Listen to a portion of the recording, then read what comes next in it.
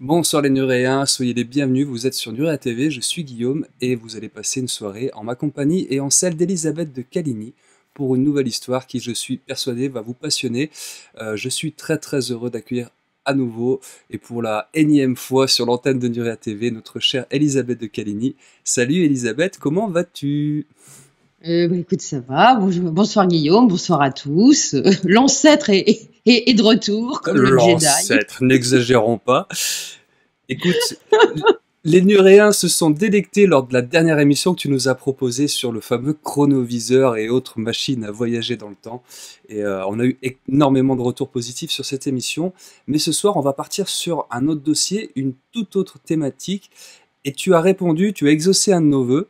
On en parlait juste avant l'enregistrement de cette émission, lors du dernier conseil de classe avec Nora. On avait exprimé un souhait, un regret, c'est celui de ne pas avoir accès à des informations sur les thématiques inexpliquées en provenance du continent africain. Et là, coup de bol, Elisabeth m'envoie un message et me dit « Guillaume, il y a un dossier que j'aimerais beaucoup traiter sur Nuréa TV et ça concerne l'Afrique. Est-ce que tu peux nous en dire quelques mots avant qu'on ne se lance sur ce dossier, sur ce continent africain et ce qu'on va découvrir ce soir en ta compagnie ?»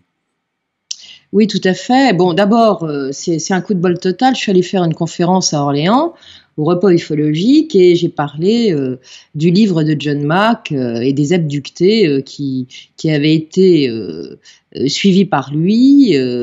Tout ça, c'est dans son livre qui s'appelle Passeport pour le cosmos. Et il y a des choses fort intéressantes, puisque ça démontre que l'abduction, qui est une horreur, élève également, ouvre les consciences. Voilà. Et parmi les patients de John Mack, je dirais pas que c'était un patient, mais les personnes que John Mack a été interviewé, quand il est parti notamment interviewer les petits écoliers d'école qui avaient été confrontés à des ovnis, je crois qu'ils sont au Rwanda, un truc comme ça. Un dossier assez célèbre de rencontre du troisième type.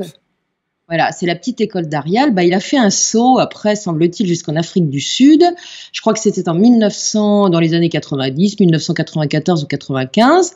Et il a été voir quelqu'un dont il avait entendu parler, à savoir Credo Mutwa. Et Credo Mutwa, c'était déjà quelqu'un de pas très jeune, qui a maintenant 98 ans, mais qui a fait des expériences absolument incroyables et qui était un abducté, un de ces nombreux et multiples abductés africains qui ne parlent jamais à personne de leurs histoires, et en tout cas certainement pas aux Blancs. Et là, il va se livrer au docteur John Mack et il va expliquer beaucoup de choses.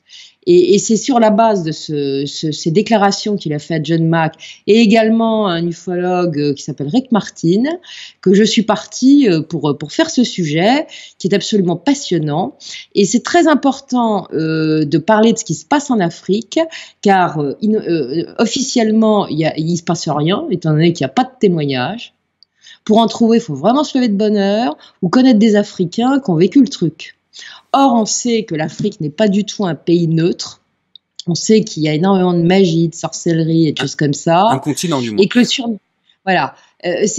le surnaturel qui préside à la vie, à une partie de la vie des Africains. Voilà. C'est tout à fait surprenant qu'on ne parle pas de ça. Et il y a une raison à ça. Précisément, c'est secret.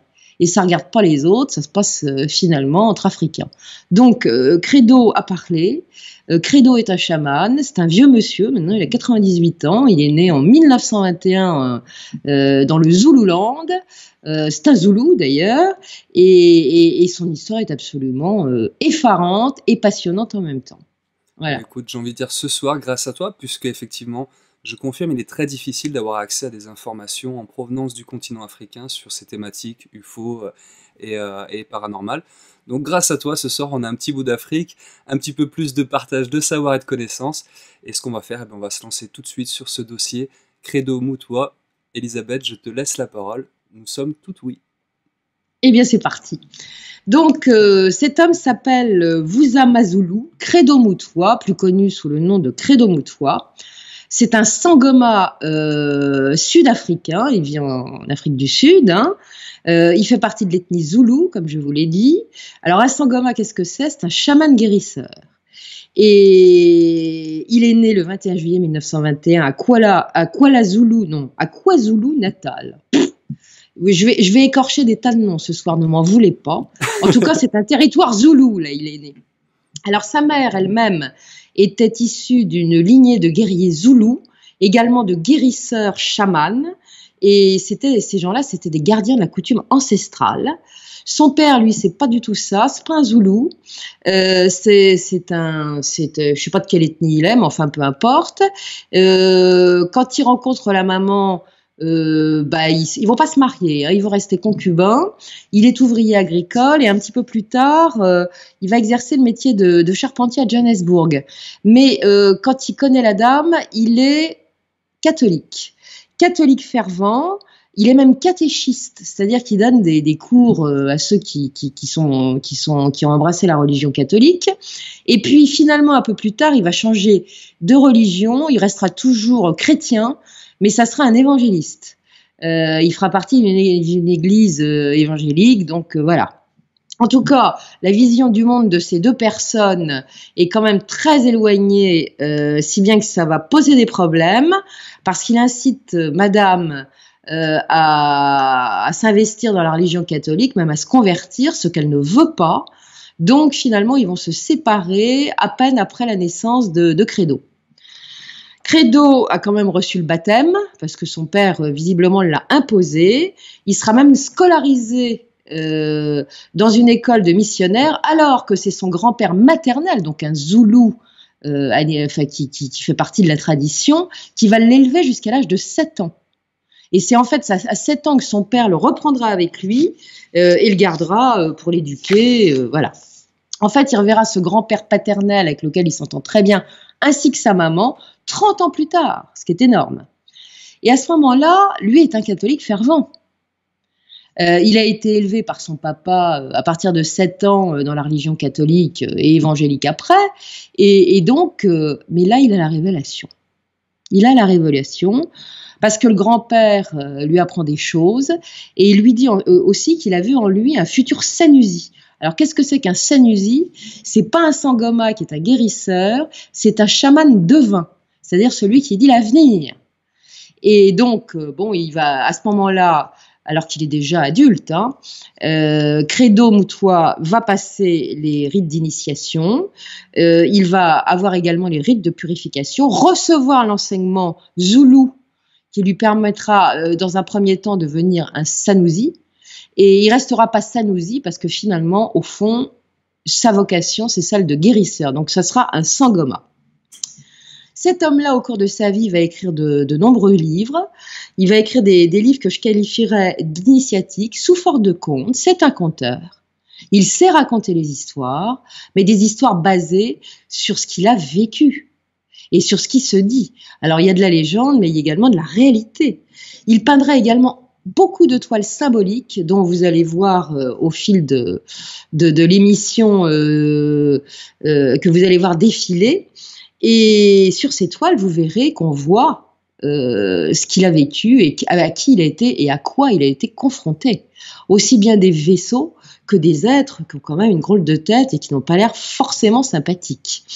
Et puis, il les a vus également en astral, ceux-là, parce que, attention, ces êtres-là ne rêvent pas, ils hantent l'astral. Et vous allez voir que Credo dira que ce ne sont pas des extraterrestres, ce dont je suis convaincue depuis fort longtemps. Enfin bon. En tout cas, il viendra plus tard le chef spirituel des Sanusi, donc des devins, et des Sangoma, les guérisseurs, sud-africains. Et c'est à ce moment-là que va lui être ajouté le nom zoulou de Vusa Mazulu. Il l'a pris à ce moment-là, ce qui signifie quelque chose de bien précis, l'éveilleur des Zoulous. Donc c'est un nom important, il est très respecté. Alors ce petit homme, il est absolument charmant. Si vous pouvez voir, alors hélas, il n'y a aucune vidéo traduite en français, tout est en anglais, et notamment les interviews qu'il a eues avec David Icke, où il raconte beaucoup de choses sur l'agenda reptilien, il n'y a aucune traduction. Donc c'est un peu frustrant pour les gens qui ne parlent pas anglais. Mais en tout cas, vous pouvez au moins voir son image, la façon dont il se comporte. Il est charmant, il est pétillant d'intelligence, il est souriant, Il a une grande sagesse et certains l'ont qualifié, dont David Icke, de trésor vivant. Et David Icke dirait également que c'est l'homme le plus étonnant et le mieux informé, le plus exceptionnel qu'il ait eu l'honneur de rencontrer. Une sorte de génie. Et effectivement, il sait beaucoup de choses. Vous allez voir. Dans les années 90, comme je l'ai dit tout à l'heure, le professeur John Mack va venir le rencontrer. Il va venir dans son village et immédiatement, Credo Mutwa accepte de le recevoir. Il est même très content parce que d'habitude, les Blancs ne s'intéressent pas à l'ufologie sud-africaine. Aucun scientifique, et c'est un scientifique, le professeur John Mack, ne s'intéresse au cas des Africains et de ceux qui ont vécu leur expérience. Il est vrai, comme je l'ai dit tout à l'heure, que les Africains ont du mal à parler de ça, mais tout de même. Donc, il va accepter de parler de choses très intimes, parce que c'est très intime ce qu'il va raconter au professeur John Mack. Je vous passerai certains détails, parce que c'est vraiment intime. Et ces détails, en général, causent de la honte. Les Africains n'aiment pas parler de ça à cause de ça. Parce que dans les abductions, vous savez ce qu'on fait, on leur prélève leur sperme, leurs ovules, enfin, il y a des trucs, c'est de la boucherie. Voilà. Et Credo Mutwa va subir de multiples rencontres rapprochées avec ce qu'il appelle des Mantindanes. Alors, les Mantindanes, ce sont les gris. Et ces gris-là, c'est un terme zoulou, hein. Ces gris-là sont en uniforme, ils ne sont pas nus, ils sont un petit peu différents des autres. Et Credo dira d'entrée de jeu au Dr John Mack que ce sont des entités très négatives pour les humains, même si elles apportent sous certains aspects des choses très importantes pour leur culture et pour leur évolution. Donc, selon lui, ces créatures seraient des parasites. Tout simplement, qui se plaisent à semer la superstition et la discorde entre les humains, et même à leur causer des maladies. Ceci, comme je vous l'ai dit, même s'il reconnaît que ces gris apportent du savoir aux terriens, et de la connaissance également, et une élévation de conscience. En tout cas, ça sera malgré elles, dira-t-il. Hein. Elles font pas ça pour faire plaisir aux humains, ni pour les faire vraiment évoluer, mais parce que elles utilisent les humains, ça leur est utile. Voilà. Concernant les ovnis et les abductions par des extraterrestres, il va être très agacé à un moment et il va dire à John Mack, alors qu'il évoque les Occidentaux qui ne prennent pas du tout le problème ovni au sérieux, il va dire exactement « ça me met en rogne parce que ce truc est réel ». Ce n'est pas une fiction de l'imagination de quelqu'un. Comment se fait-il que des gens de différentes races, les gens de différentes cultures, voient tous la même chose? Et pourtant, les Occidentaux ne s'intéressent pas au sujet. Voilà ce qu'il va dire au professeur John Mack. Et puis, il va lui raconter son histoire. Il va lui dire que dès sa petite enfance, il ne s'est jamais senti seul. Il était même tout le temps, pratiquement tout le temps, entouré de petits personnages dont la peau était souvent de couleur bleue. Et ceux-là ont commencé de lui communiquer un immense savoir concernant la survie de son peuple, dont il dira étrangement ne savoir que faire. Et puis, ces êtres vont lui raconter beaucoup de choses et lui donner des tas d'informations qui vont faire qu'à l'école, il écoute l'instituteur, mais la plupart du temps, il en sait plus que lui. Et pourtant, lui n'a pas de livre parce qu'il n'a pas les moyens de s'en acheter. Et pourtant, il sait, il en sait plus que l'instituteur. Et il précisera que tous les enfants africains ont connaissance de ces petits êtres bleus qui, dès l'enfance, les entourent et leur parlent. Ça fait beaucoup. Et puis, quand il va être bébé, il y a une autre entité qui va prendre pour son ange gardien pendant très longtemps, puisqu'il est, comme je vous l'ai dit, avec son papa qui est catholique jusqu'à l'âge de 16 ans, il croit aux anges gardiens. Et cette entité, il a surnommé la sœur en jupe de ficelle. Pourquoi? Parce que c'est une entité qui a une drôle de bouille, elle n'est pas vraiment humaine, mais elle porte un drôle de costume, du genre une espèce de jupe, de jupon fait de ficelle. C'est assez particulier. Il dira qu'elle avait des yeux démesurés, de gros sourcils et qu'elle avait la peau rougeâtre. Elle devait être absolument ravissante. Spécial. Et pire que tout, sa voix sortait par un trou qu'elle avait au niveau de la gorge. Et elle venait souvent avec un casque en forme de poisson, surmonté d'une sorte de crête. C'est pas mal, ça aussi. Donc, elle avait du chic. Pour un ange gardien, effectivement, elle avait un look d'enfer, si je puis dire. Un ange déchu, quoi. C'est d'ailleurs pas très loin de tout ça, hein. Donc un jour, il va parler à sa tante Mina. Alors, il faut savoir que toutes les tantes de la famille, tous les membres de la famille qui sont des gardiens de la tradition ancestrale zoulou sont au courant de tout. Et il va parler donc à la tante Mina, pardon, de sa rencontre et de c'est même pas une rencontre, de ses fréquentations avec cette sœur en jupe de ficelle. Et celle-là va lui dire qu'elle connaît parfaitement bien cette entité, qui est connue d'ailleurs de tous les chamans, lesquels sont souvent contrôlés et importunés par elle. C'est une entité maléfique, dira-t-elle. Et elle aurait la particularité d'entraîner les chamans malades sous la terre. C'est un peu spécial. Et vous allez voir qu'il se passe beaucoup de choses sous la terre en Afrique. Et là, leur seraient montrées des choses fascinantes et en même temps qu'elles sont terrifiantes. Moutoua va dire avoir reçu d'elle de nombreuses connaissances, sans intérêt, je parle de la sœur en jupe ficelle, et par contre qu'elle lui a appris, comme à d'autres chamans, à voir l'avenir avec précision. Donc elle va déjà l'entraîner pour qu'il soit devin. C'est une entité maléfique, mais qui permet de voir l'avenir. Il dira souvent aussi avoir été tourmenté par elle, et lui reprochera de lui avoir fait abandonner ses rêves. Il rêvait d'être instituteur et de faire l'école aux enfants. Et elle va le diriger sur une toute autre voie. Donc vous voyez que cette entité est directrice. Et puis il expliquera également qu'il n'avait pas trop eu le choix parce que cette entité, si on ne faisait pas ce qu'elle voulait, elle hurlait et pleurait à l'infini toutes les nuits jusqu'à ce qu'on cède. Et il va même dire très étrangement à John Mack, elle est plus que moi-même. Vous vous rendez compte le phénomène de possession de cette entité. Sa vie de jeune homme ne va pas être simple, car malheureusement, il va être violé à plusieurs reprises. Et ça, c'est quelque chose qu'il dira avec beaucoup de tristesse et de pudeur à John Mack. L'année de ses 22 ans aussi, il va être pris d'une fièvre absolument terrible. Et on craindra le pire pour sa vie. Aucun remède n'est efficace, les médecins se tordent les mains, et finalement, c'est une autre tante qui va venir à sa rescousse. Il lui a raconté qu'il faisait des cauchemars épouvantables et qu'il voyait de drôles de choses et de drôles d'êtres, et elle va comprendre, cette tante, qu'en fait, c'est une crise spirituelle qu'il est en train de faire. Et elle sait comment soigner ça. Il faut prendre une certaine pharmacopée traditionnelle pour guérir. Donc, elle va lui faire prendre ce qu'il faut et effectivement, il va aller de mieux en mieux. Mais au fil de sa convalescence, ses pouvoirs de guérisseur vont enfin se révéler. Et c'est ainsi qu'il deviendra, peu de temps après, Sangoma. Et comme il le précisera, lorsque l'on atteint un certain niveau, on est guidé par les esprits ancestraux. Mais il va le réaliser très vite que ce ne sont pas les ancêtres auxquels il a affaire. La plupart du temps, ça se présente comme un ancêtre, ça en a l'apparence, puis d'un seul coup, plouf, ça change de forme.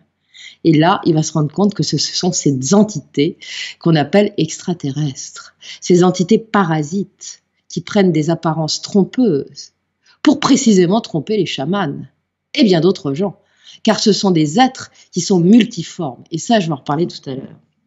Il dira que ces créatures proviennent d'autres dimensions, qu'elles manipulent quand elles n'agressent pas. En tout cas, c'est elles qui contrôlent les Sangoma africains, et qui peuvent les amener même à périr de mort violente si elles en ont envie. Parce que vous verrez que ces créatures, ce qui les intéresse, c'est la souffrance, et il y a une bonne raison à ça. En tout cas, il n'aura pas une existence facile, cet homme, puisqu'il manquera de perdre la vie à plusieurs reprises. Il sera ainsi poignardé et lapidé après des émeutes qui ont lieu à Soweto. Là, il dira avoir été déclaré mort, et il va se trouver qu'à ce moment-là, il va faire une NDE. Il va emprunter le fameux tunnel pour aller jusqu'à la lumière et il va redescendre. Ensuite, il n'aura pas de chance avec un fondamentaliste religieux chrétien, catholique, qui voit en lui Satan et qui veut absolument le poignarder. Dieu merci, il le loupera. Une autre fois, il manquera d'être brûlé vif par une foule en rage qui l'a aspergé d'essence. Là, il va avoir la peur de sa vie, vous imaginez bien. D'abord, c'est terrible de mourir dans des conditions comme ça, mais pour les Africains, c'est encore plus terrible.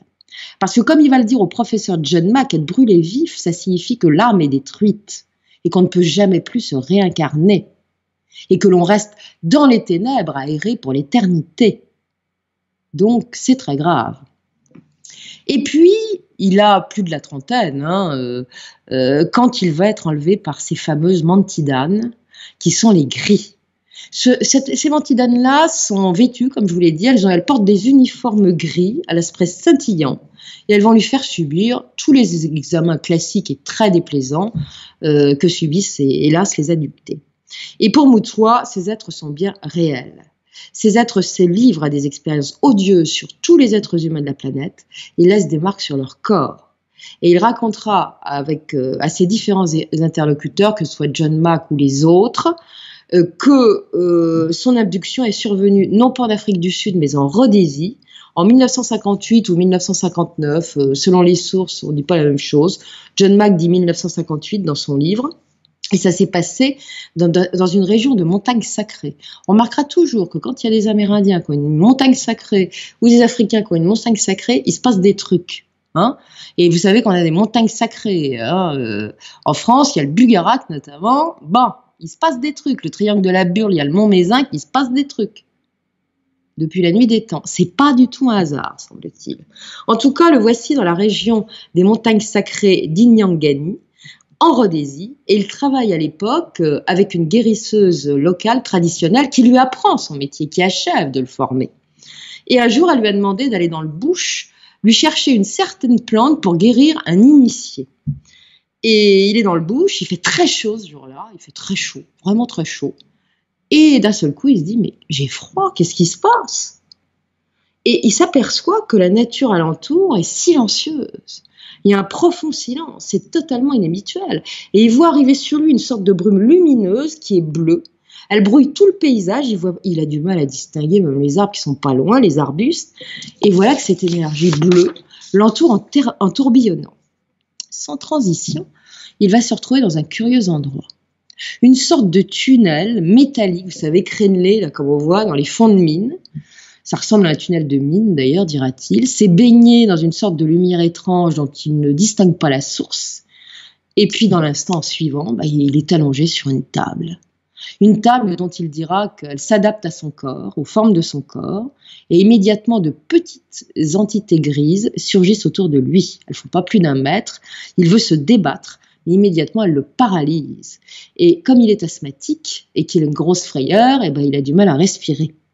En tout cas, ces 6 petits êtres qui l'entourent désormais, et qui sont toutes petites, il remarque qu'elles ont de grosses têtes chauves, un menton pointu, elles sont très minces, elles sont très pâles de peau, ce ne sont pas vraiment gris, c'est vraiment très blanc. Elles ont 2 trous pour le nez, une sorte de fente, il dira que c'est comme une fine entaille qui leur sert de bouche, il n'y a pas de lèvres, n'ont pas d'oreilles. Et il remarquera aussi qu'elles ont 3 ou 4 doigts, il n'a pas vraiment compté, qui sont extrêmement longs et fins, comme tous leurs membres qui sont malingres, ce qui le surprend.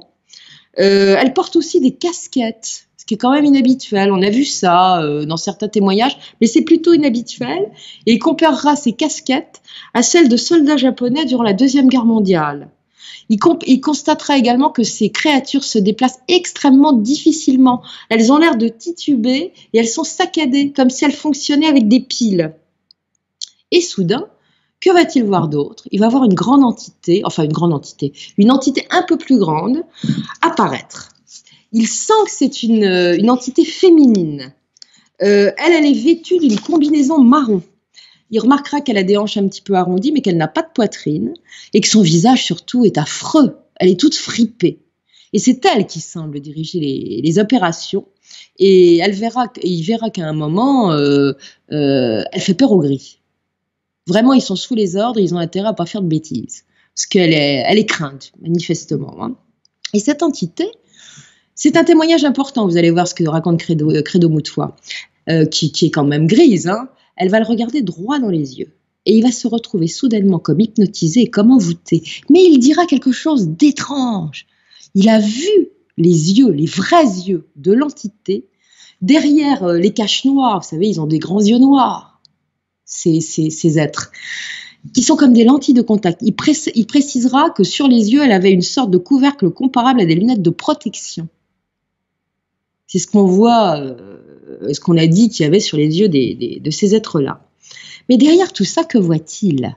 Il aperçoit des yeux ronds, avec des pupilles bien droites, comme celles d'un chat, ou d'un serpent terriblement mortel qui dira être le mamba. Il dira aussi que ça peut ressembler à des yeux de python ou de crocodile. Bon, les yeux de crocodile, vous voyez ce que ça donne. Et surtout, dans ce regard qu'il aperçoit à travers le cache, il voit tout le mépris que la créature nourrit à son égard, toute sa méchanceté. Et cette entité dégage une odeur absolument atroce. Il dira que c'est une odeur électrique mélangée à une sorte de produit chimique. On avait déjà eu cette réflexion de l'odeur avec Stan Romanek, qui parlait d'une odeur absolument atroce qu'il faisait vomir, et quand il vomissait, c'était horrible. Et ben voilà, c'est ça. Et il dit que c'est une odeur comme ça, chimique, mais mélangée à des odeurs d'œufs pourris et de cuivre chaud, ce qui donne une odeur de soufre en même temps. Enfin, c'est affreux. En tout cas, il n'a pas le temps de s'en remettre, que les gris vont se précipiter sur lui, et il y en a un qui va lui planter dans la cuisse gauche un truc dont il ne voit pas trop ce que c'est. En tout cas, ça lui cause une douleur absolument terrible, comme si on l'avait transpercé avec une épée. Et à ce moment-là, il va hurler. Et la créature au visage fripé va lui mettre la main sur la bouche pour le faire taire. Et il va remarquer à ce moment-là un truc incroyable. Sa main est très particulière. Elle n'a pas le pouce au bon endroit déjà, et ses doigts sont terminés par des griffes noires, dont il dira que ça ressemble à des griffes d'un certain oiseau africain. Voilà. Et puis, ensuite, il va constater qu'on lui a retiré quelque chose de la cuisse, où on lui a fait tellement mal, et que celle-ci est couverte de sang. Il va pas le temps encore avoir de se remettre de cela, qu'un gris va immédiatement lui enfoncer dans la narine droite un objet qui ressemble à une sorte de petit stylo à billes, argenté, surmonté, enfin prolongé avec un câble à son extrémité, et là la douleur va être atroce. Il va avoir l'impression, quand ce truc s'enfonce dans son nez, que sa tête explose, que quelque chose a explosé dans sa tête. Il sent le sang couler à flot dans sa gorge, il étouffe, il suffoque, et il va réaliser qu'il n'a plus mal soudain. Alors là, il comprend plus rien, ça lui a fait un mal de chien, au point pratiquement de s'évanouir, et il n'a plus rien. Mais qu'est-ce qui se passe à ce moment-là ? Eh bien, des images défilent à toute vitesse dans sa tête, comme si c'était un film. Il a un écran à l'intérieur de la tête.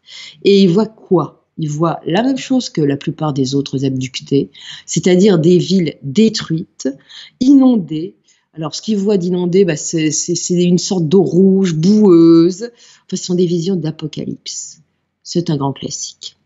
Et puis, il est en train de regarder à l'intérieur de lui, si je puis dire, ces images, quand soudain il va sentir une douleur absolument atroce, puisqu'un gris vient de lui enfoncer quelque chose dans le pénis. Et quand ce gris va retirer le machin tout de suite, alors là c'est plutôt drôle alors que c'est pas drôle, il va uriner sur le gris, mais alors violent. Et le gris, qui s'attendait pas à ça, va être très surpris, il va se reculer complètement terrifié, au point pratiquement de chuter, de tomber par terre, il va s'enfuir en titubant, comme un insecte ivre, dira Credo Moutois. Bon, visiblement, ils aiment pas le sang, vous verrez aussi, mais ils aiment pas les déjections et les trucs humains, hein. En tout cas, voilà qu'il reste avec la créature au visage inexpressif qui est derrière lui, qui le maintient fermement sur la table pour pas qu'il bouge. Et là, c'est pas fini. Parce que voit-il apparaître après cela ? Deux créatures dont l'une semble faite de métal. Elle est légèrement voûtée, dira-t-il, elle est grande, affreusement obèse, au point que l'espace qui est petit est complètement occupé par sa personne.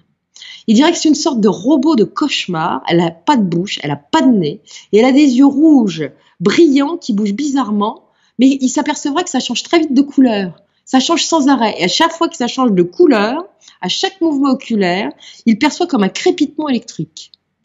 Donc c'est assez spécial. Mais il n'a pas tout vu. Derrière le monstre se trouve une autre créature à la peau rose. Alors, savoir que souvent il dit que les blancs ont la peau rose, hein. On n'est pas complètement blafard. Donc, cette créature est de race blanche, elle a la peau rose, elle a les yeux bridés, très brillants. Il dirait qu'elle est affreusement bouffie, elle est moche quoi. Elle a un petit menton pointu, comme tous, elle a des pommettes hautes, des lèvres charnues, dont il dira qu'elles sont presque humaines. Elle a des cheveux blancs aussi, qui ressemblent à des fils de nylon, donc elle a peut-être une perruque. Et elle a un corps gras, terriblement gras, dont la peau semble polie, et elle est toute nue. Et ce corps ressemble à un corps humain. Mais il va quand même remarquer qu'il y a quelque chose qui ne va pas. Il faut savoir que c'est un peintre, c'est quelqu'un qui dessine, qui a le sens des proportions. Il va se rendre compte que cette créature n'a pas du tout les bonnes proportions. C'est-à-dire qu'elle a des bras trop courts, des jambes trop courtes, et des seins pointus qui sont placés ici, beaucoup trop haut. Puis il va surtout remarquer un truc terrible, c'est quand elle va l'enjamber pour lui faire sa fête, passez-moi l'expression, ben il va voir qu'elle a un vagin entouré de poils roux, ce qui est quand même assez surprenant, mais qu'il est en avant, il n'est pas entre les jambes. Ah, il n'est pas à la bonne place non plus. Donc elle est drôlement bigornée, cette créature, si je puis dire. En tout cas, elle lui paraît étrangement artificielle, un peu comme une poupée. Et sans transition, elle ne va pas lui demander son avis, elle va s'accoupler avec lui. Il dira avoir eu l'impression de copuler avec un cadavre qui bouge mécaniquement comme une machine. En tout cas, ce rapport sexuel imposé va lui être extrêmement désagréable et il va devenir à un moment très, très, très douloureux. En tout cas, il en restera traumatisé à vie. Il faut voir que dans l'interview de John Mack, qui se retrouve dans son livre, il en parle sans arrêt. C'est vraiment quelque chose qui lui a fait mal. En plus, il a été mutilé. Son pénis a été mutilé, donc ça lui a causé un traumatisme et il va en parler à plusieurs reprises. En tout cas, cette créature immonde va vraiment le déranger. Mais l'autre qui est impassible derrière lui et qui l'a tenu, elle lui tient la tête. Quand c'est fini, elle va le tirer violemment par les cheveux pour qu'il se lève. Et ça va être tellement violent, comme on tire un animal, qui se casse la figure de la table. Et c'est là qu'une fois qu'il est par terre, il va se rendre compte que le sol où il se trouve est quand même très bizarre. Il est animé avec des symboles colorés qui ne cessent de changer. Ils sont souvent de couleurs différentes, violet, rouge, verdâtre. C'est sur fond gris et ça change sans arrêt. Mais enfin, il n'a pas le temps de regarder ça, qu'on l'a déjà empoigné pour le traîner ailleurs. Et il va se retrouver, il ne sait pas trop comment, dans un endroit assez vaste, où il va voir de grands objets cylindriques qui semblent faits de verre et où nagent en rond, comme des grenouilles, des machins qui ressemblent à rien. Ça ressemble moitié à des fœtus, soit des petits extraterrestres. Enfin, c'est affreux, ça doit être des hybrides, évidemment. En tout cas, c'est pas beau à voir, mais c'est pas tout. C'est qu'également, dans cet endroit, il va apercevoir qu'il y a des lits à l'infini avec des gens qui sont couchés dessus et qui sont torturés de la même façon qu'il l'a été. Et il va remarquer parmi eux un homme blanc, de race blanche. Et il l'a remarqué parce que c'est surtout des noirs qui sont là. Mais celui-là est là, il a l'air de souffrir atrocement. Et comme par magie, comme d'habitude, il va se retrouver soudain dans le bush. Là, il est complètement ahuri, son cerveau tourne au ralenti, il est épuisé, il constate que ses pieds sont nus, il ne sait pas où sont passées ses bottes, il les retrouvera plus tard, même pas délacées, il se demande d'ailleurs comment on a pu les retirer sans les délacer, puisque c'est incompréhensible. Il remarque également que sa chemise et son pantalon sont déchirés, puis surtout il souffre atrocement au niveau des organes génitaux et de la cuisse, ce qui lui fait épouvantablement mal. Surtout, il va voir que sur son corps, il y a quelque chose de bizarre. Son corps est recouvert de poussière grise et surtout, il dégage une odeur atroce, la fameuse odeur, l'épouvantable odeur. Et elle est tellement atroce que quand il va revenir vers le village, eh bien, les chiens sauvages et errants qu'il va croiser en route vont lui montrer les dents et lui aboyer dessus. Donc, quand il va arriver au village, évidemment, les villageois vont venir à sa rencontre. Ils sont inquiets, ils vont lui demander ce qui s'est passé et pourquoi il a disparu. Et il va apprendre comme ça qu'il est parti pendant 3 jours, alors qu'il n'a pas du tout eu l'impression de ça. Et en le soignant, la guérisseuse dont il est l'assistant va lui dire qu'il a été attrapé par le dieu des montagnes. En se déshabillant, il va constater l'horreur. Il saigne par tous les pores de sa peau.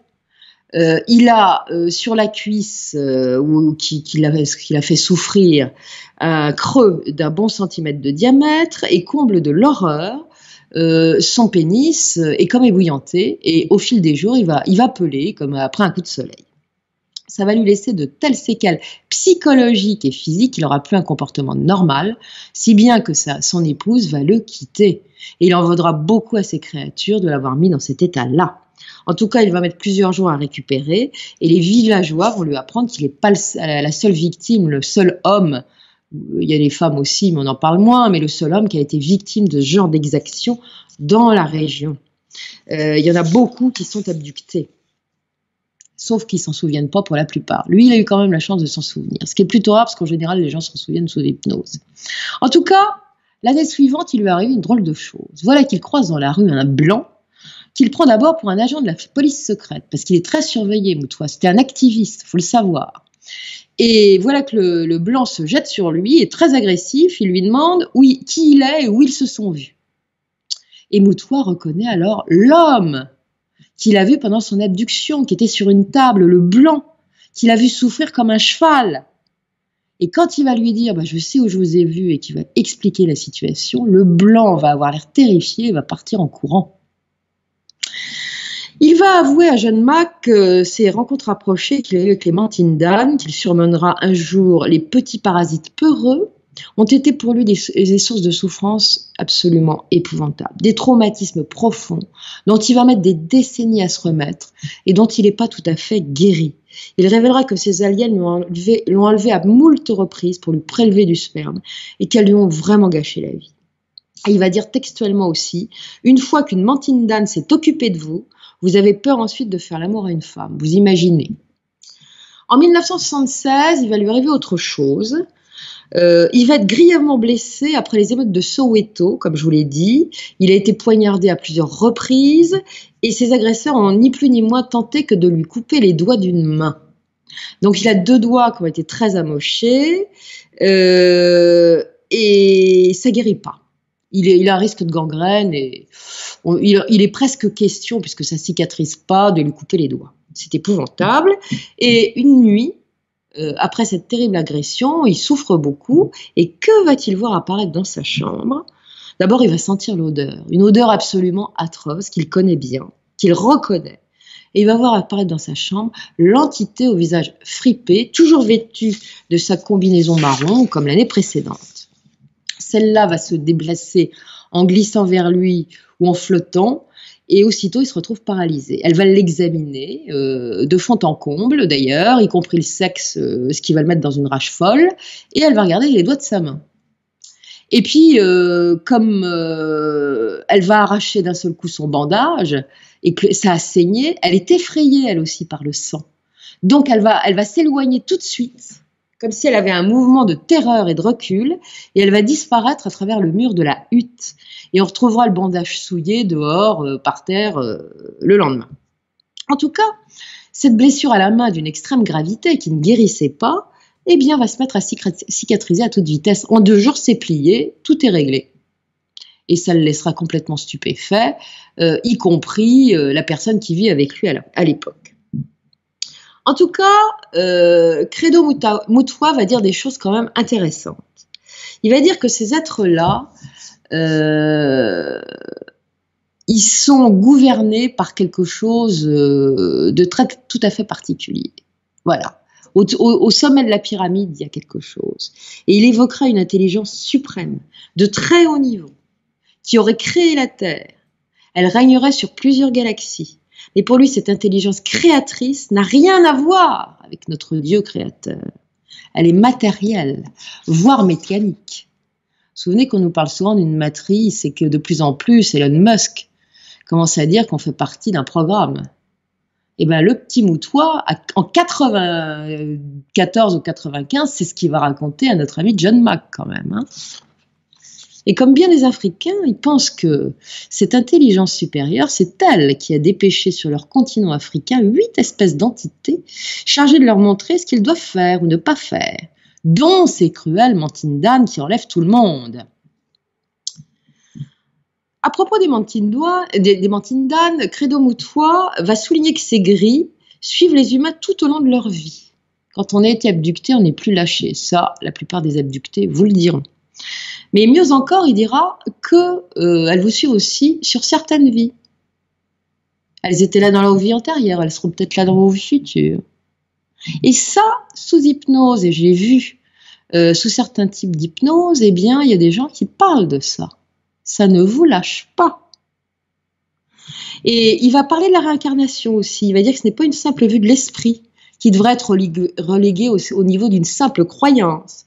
La réincarnation existe bien pour lui. Bon, ça c'est quand même très intéressant. Ça veut dire que ces gris et autres sont intéressés et savent nous suivent au fil de nos réincarnations, et de plus en plus, certains ont tendance à dire qu'ils seraient les gardiens de notre karma et qu'ils nous auraient enfermés dans une de leurs créations où nous tournerions en rond. dont on aura du mal à s'échapper. Il y en a qui parlent de matrice. Moi, j'appelle ça une sphère d'enfermement. Et je réfléchis de plus en plus à ça, d'ailleurs. En tout cas, le petit homme dira que Sémantine Dan, appelée aussi sage du ciel par les Africains, dégage pratiquement toutes celles qui sont en Afrique, une odeur absolument atroce. Et qu'elle féconde les Africaines à tour de bras. Et pas que les Africaines, les humaines également. Et les femmes africaines sont particulièrement visées, dira-t-il. Il dira que d'ailleurs sa mère a une fois éclaté en sanglots, il était petit garçon, et voilà qu'un jour il lui montre le dessin qu'a fait l'une de ces créatures qui venait de le visiter. Il va lui dire, et la pauvre, elle est retournée parce qu'elle a eu de la visite. Elle a été certainement fécondée, elle aussi, par ces entités Mantine-Dan. Et donc, il va épater John Mack quand il va lui dire que ces Mantine-Dan sont sexuellement compatibles avec les terriens. Que donc, les terriennes peuvent se retrouver enceintes de leurs œuvres. Et à Rick Martin, qui viendra l'interviewer, qui est un autre Américain, qui va l'interviewer par téléphone, par le biais de David Icke, il va révéler que dans son activité de Sangoma, il a vu un nombre incalculable d'Africaines fécondées par ces Mantine-Dan, dont les grossesses sont inexplicablement interrompues. D'ailleurs, ça a souvent des causes grammatiques parce qu'en Afrique du Sud, l'avortement est mal vu, notamment chez les Zoulous et autres ethnies. Et quand une femme est soupçonnée d'avoir avorté, elle est rejetée non seulement par son conjoint, mais par toute sa famille.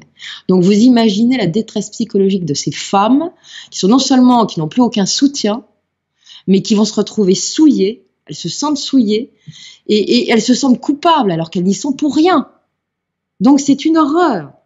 Et Credo Mutwa va dire à John Mack que ces inséminations par ces Mantine-Dan et les interruptions de grossesse qui suivent, eh bien, il sait les reconnaître. Et que tout Sangoma expérimenté saura si c'est vraiment un avortement ou c'est une grossesse interrompue par les Mantine-Dan. Et puis, il dira aussi qu'il sait tout de suite si la femme a été abductée, parce que ces femmes qui le sont portent sur elles pendant très longtemps l'odeur caractéristique. Même si ce sont des petits fumets de temps en temps, ils sentent. Et elles ont beau s'arroser de parfum ou se faire n'importe quoi pour pas que ça sente, ça sent. Et Credo Mutwa dira qu'il déplore que bien des Africains qui sont abductés par ces Mantine-Dan pensent qu'elles sont des dieux venus du ciel. Certains pensent beaucoup, et notamment parmi les chamans, qu'elles viennent pour les visiter parce que ils auraient fait quelque chose de mal et qu'elles les enlèveraient pour les nettoyer des mauvais esprits. Il est très choqué d'ailleurs d'entendre certains dire qu'elles les honorent en emportant une partie d'eux-mêmes, notamment leur sperme ou leurs ovules, dans d'autres endroits de l'univers. Il n'y a pas de quoi être honoré, dira Credo Mutwa. Et Mutwa se demande aussi comment on peut prendre les traces qu'il laisse sur les corps lors des abductions pour des blessures des dieux, comme les appellent certains. Très en colère, il dira un jour à John Mack « Des dieux n'enfonceraient pas des bâtons à l'intérieur des gens et ne les blesseraient pas, ne les traumatiseraient pas. Des dieux n'auraient pas besoin d'organes de femmes innocentes pour y placer des fœtus inconnus. » Heureusement, il y a quand même quelques tribus africaines qui ne sont pas très crédules, notamment les Maasai, qui sont très attaqués par les Mantine-Dan. Ça, on ne le sait pas, mais je vous le dis. Et ceux-là portent des coquilles sur leur sexe pour éviter d'être abductés. Bon, ça ne doit pas servir à grand-chose, mais enfin, ils essayent. Eux, ils ne prennent pas ça pour des dieux du ciel. En tout cas, Credo Mutwa est plus que convaincu que ces entités ont les mêmes travers que les humains aussi. Elles sont aveuglées par la puissance. Elles ne pensent en réalité qu'à leur autopréservation. Ce sont des monstres d'égoïsme pour lui. Elles profitent des humains. Et il est convaincu que ces entités cultivent quelque chose à partir de nos enveloppes humaines, de ce qu'elles nous prélèvent. On est des cobayes. Voilà ce qu'il va dire. Il dira aussi qu'elles fabriquent des virus, des microbes qui rendent les humains malades. Alors, il y a beaucoup, dira-t-il, surtout des Occidentaux, qui diront que c'est pour tester notre résistance. Ouais, c'est peut-être pour nous détruire aussi dans certains cas. Credo Mutwa dira en fait, ils ne testent rien du tout. Ils s'en fichent, mais complètement. Elles n'aiment pas les humains.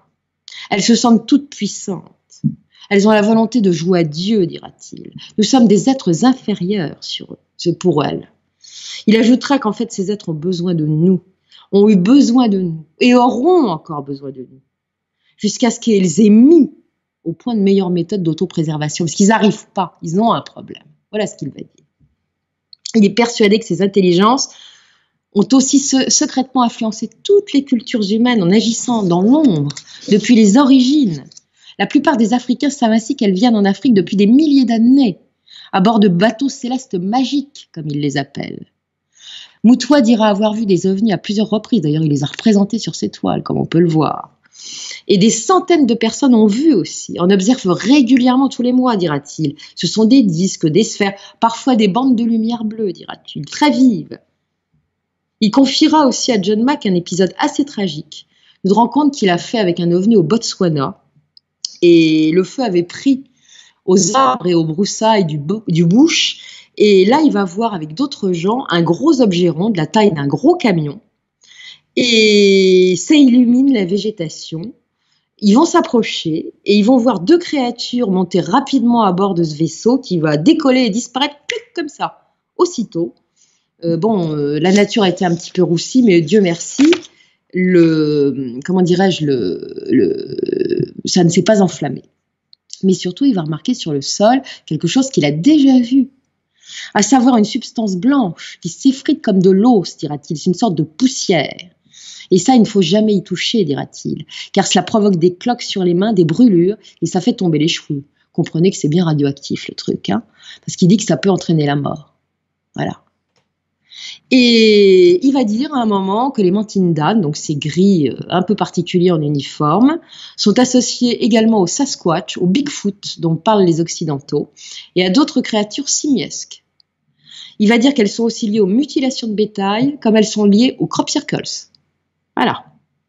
Mais il va dire surtout à John Mack que les gris sont des parasites qui s'introduisent dans l'esprit des gens. Voilà exactement ce qu'il va dire. Leurs esprits s'infiltrent à l'intérieur du vôtre, leurs idéaux sont capables de devenir les vôtres. Ce sont eux, monsieur, qui ont distillé dans nos esprits à ce moment de l'histoire humaine une conscience de l'unité, de la totalité du monde. Et puis il va dire aussi, tout à coup, vous sentez. Et ensuite, c'est là. Votre bouche parle sans être pilotée par votre cerveau. Si c'est pas de la possession, ça, quand même intéressant. Et de plus en plus, vous allez voir des gens qui perdent la tête à l'heure actuelle, qui se mettent à raconter n'importe quoi en disant qu'il y a une voix qui leur parle, et qui font des gestes qu'ils ne peuvent pas expliquer, et qui sont parfois d'une extrême gravité. Est-ce que ces êtres-là ne seraient pas en action massive à l'heure actuelle? C'est la question que je me pose depuis un temps, quand je regarde les actualités. En tout cas, voilà ce qu'il va dire au sujet des intentions des gris. Il va dire que lors de ses rites d'initiation pour devenir chaman, il a compris quelle était la nature de ces gris Mantindan et leurs intentions. Il va comprendre que ces gris se traquent les médiums, les chamans, et qu'ils se font passer pour l'esprit des défunts, des ancêtres, alors qu'en réalité, c'est pas du tout ça. Donc ils font passer les messages qu'ils veulent, que les gens vont suivre la plupart du temps. Puis il va donner une autre explication concernant les abductions à John Mack. Il va dire que si les Mantindan mettent les humains en garde contre la pollution et la destruction de notre planète, c'est parce que cela a en fait une influence sur leur propre vie, parce que ça a une influence désastreuse sur nos corps. En fait, nos corps sont pollués par cette pollution. Et ce poison que nous absorbons et dont nous sommes remplis les dérange, parce qu'elles utilisent nos corps quand elles prélèvent des abductés. Elles prélèvent des bouts sur les abductés. Voilà pourquoi elles veulent que les humains soient en bonne santé, bien vivants, comme notre planète aussi. Hein? En fait, elles protègent leurs intérêts, dira-t-il, leurs propres intérêts et rien d'autre. Hein? Elles opèrent dans l'ombre, dira-t-il, depuis des lustres. Elles ont besoin des humains pour survivre, elles les utilisent. Mais il ne sait pas trop à quelle fin quand même. Il a une idée, ce que je viens d'exposer, mais il n'y a pas que ça. Puis il va dire aussi qu'elles sont les instigatrices de tous les conflits mondiaux. Qu'elles font mine de les déplorer quand on touche au nucléaire, mais ça, elles ont une raison pour. Et qu'en fait, elles sont derrière pour foutre la pagaille, pour opposer les gens. Puis il va dire quelque chose qui va épater John Mack, qu'on a rarement entendu. Ça commence à se dire de temps en temps, mais enfin bon. Il va dire qu'elle évoluerait dans notre dimension terrienne, donc depuis des années, des milliers d'années, que leur présence serait plus visible de nos jours, mais qu'en fait ce serait de bons terriens. Ces petites choses n'auraient rien d'extraterrestre.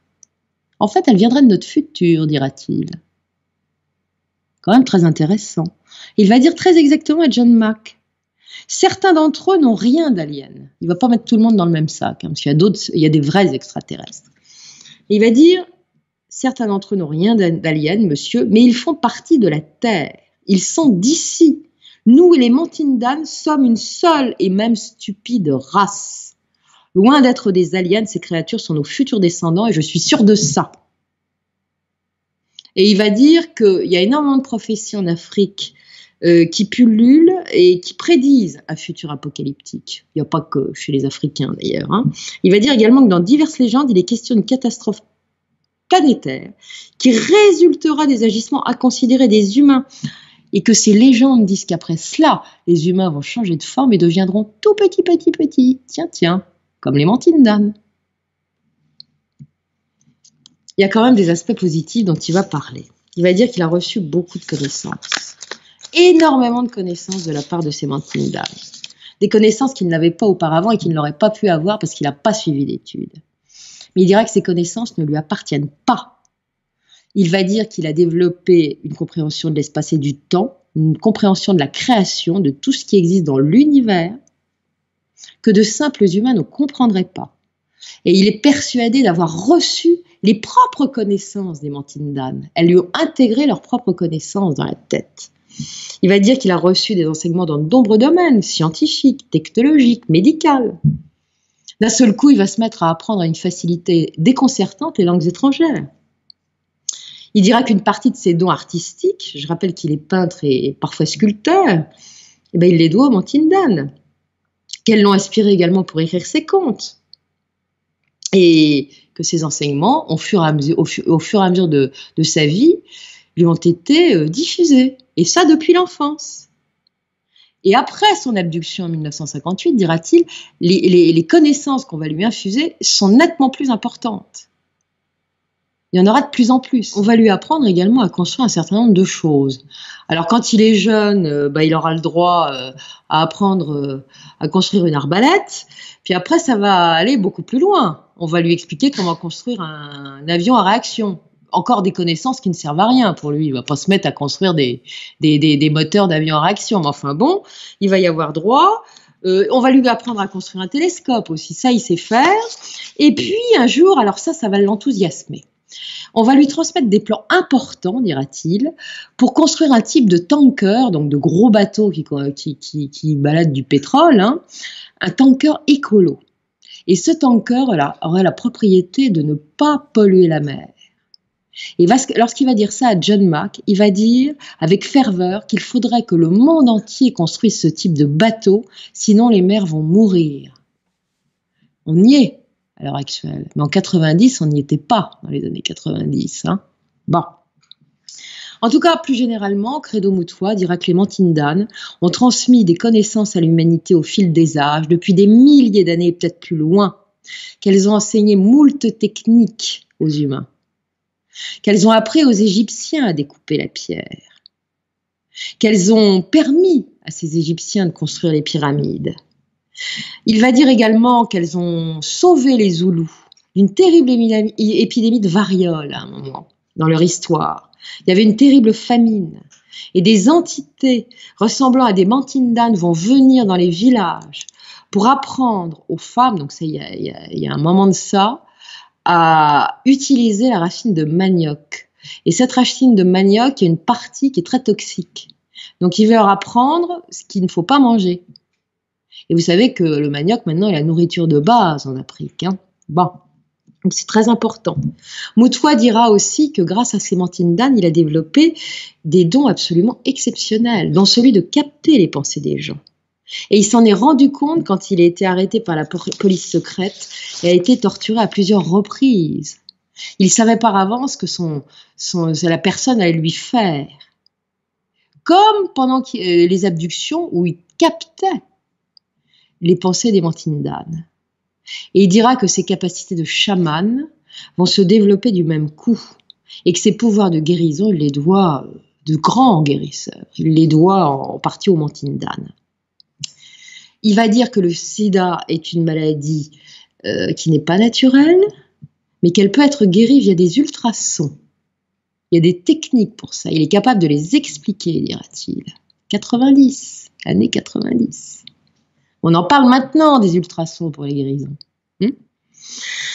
Et puis, il va parler d'une plante qui est la Sutherlandia frutescens. Alors, je pourrais passer le chapitre. Mais elle est tellement importante, cette plante, que je l'ai commandée et qu'elle va me venir d'Allemagne dans 48 heures, parce qu'elle est absolument introuvable en Occident. Et cette plante, je vais vous en parler. On la trouve en particulier dans le désert de Kalahari. Les Bushman San la nomment Petora. Ça veut dire celle qui change le développement de la maladie. Les Sotola la nomment Moltepelo, ce qui signifie celle qui ramène le cœur à la vie. Quant aux Zoulous, ils l'appellent Insiswa, ce qui veut dire celle qui disperse l'obscurité. Les colons blancs d'Afrique du Sud la connaissent très bien, ils soignent avec. Ils l'ont surnommée la cancer-bouche. Ça veut dire ce que ça veut dire. Elle est quasiment inconnue en Occident. J'ai voulu en acheter. Je suis passée finalement par un de ces grands réseaux, je ne citerai pas lequel. J'en ai trouvé à 2 endroits en Europe, en Angleterre, une boutique et une en Allemagne. C'est tout. Point. Et cette plante a été testée à plusieurs reprises sur des milliers de patients atteints du sida. Il y a eu très peu d'études qui ont été faites. Mais on le sait, et les scientifiques d'Afrique du Sud ont fait des études là-dessus. Et en 1988, il y a quand même un brevet qui a été enregistré aux États-Unis concernant une médication fabriquée à la base de cette plante, qui précise tout de même qu'avec ce traitement, 95% des lymphocytes infectés par le VIH sont détruits. Voilà pourquoi les labos, évidemment, voilà pourquoi ça n'existe pas. Et il va expliquer aussi à John Mack que nombre de patients testés, c'est des patients qui souffrent d'asthénie, peut-être de maladies chroniques de fatigue, ou qui perdent du poids, eh bien, dès qu'on leur donne cette plante, eh bien, ils vont mieux. Il y a une amélioration significative de leur état. Des patients sous cancer vont mieux. Ils supportent vachement mieux leur chimiothérapie. Tous les résultats sont positifs. Des grands malades qui sont vraiment très mal vont, grâce à cette plante qui possède des propriétés antivirales, antibactériennes et surtout hautement anti-inflammatoires, vont aller mieux. Et il y a d'autres applications pour d'autres maladies, dont une maladie grave qu'on a sous-estimée, mais qu'on commence à prendre en compte maintenant, qui est le diabète. Ça marcherait très bien aussi sur le diabète. Et puis, il n'y a pas que ça. Il va dire également que cette plante agit très vite, que lui fabrique des potions à base de cette plante, qui est majoritairement concentrée dans cette plante, et qu'au bout d'une semaine ou 2, les patients vont mieux. Et il va avouer à Rick Martin qu'il a donné ça à des gens qui étaient mourants et que ceux-là ont retrouvé la forme. Et qu'ils ont même réclamé à manger, ils ont mangé de bon appétit. Et Credo Mutwa dira que tous les gouvernements mondiaux devraient ordonner la culture de cette plante. C'est une plante miracle. Elle devrait être distribuée gratuitement par les associations caritatives aux malades atteints du sida, dont il insistera à plusieurs reprises en disant que c'est une maladie artificielle, qui a été créée de toutes pièces, qu'elle n'est pas naturelle. Donc là, voilà, j'ai dit ce que j'avais à dire, c'est hors sujet, mais je pense que ça peut être important pour certaines personnes. Une petite parenthèse qui peut avoir son importance. Voilà, tout à fait. En tout cas, je vais vous faire rire maintenant. Après le dramatique, rions un peu. Enfin, c'est rigolo et c'est un peu pas terrible. Parce que Credo Mutwa va quand même révéler à Rick Martin que les mentines d'âne sont parfaitement comestibles. Tout leur chair est composée de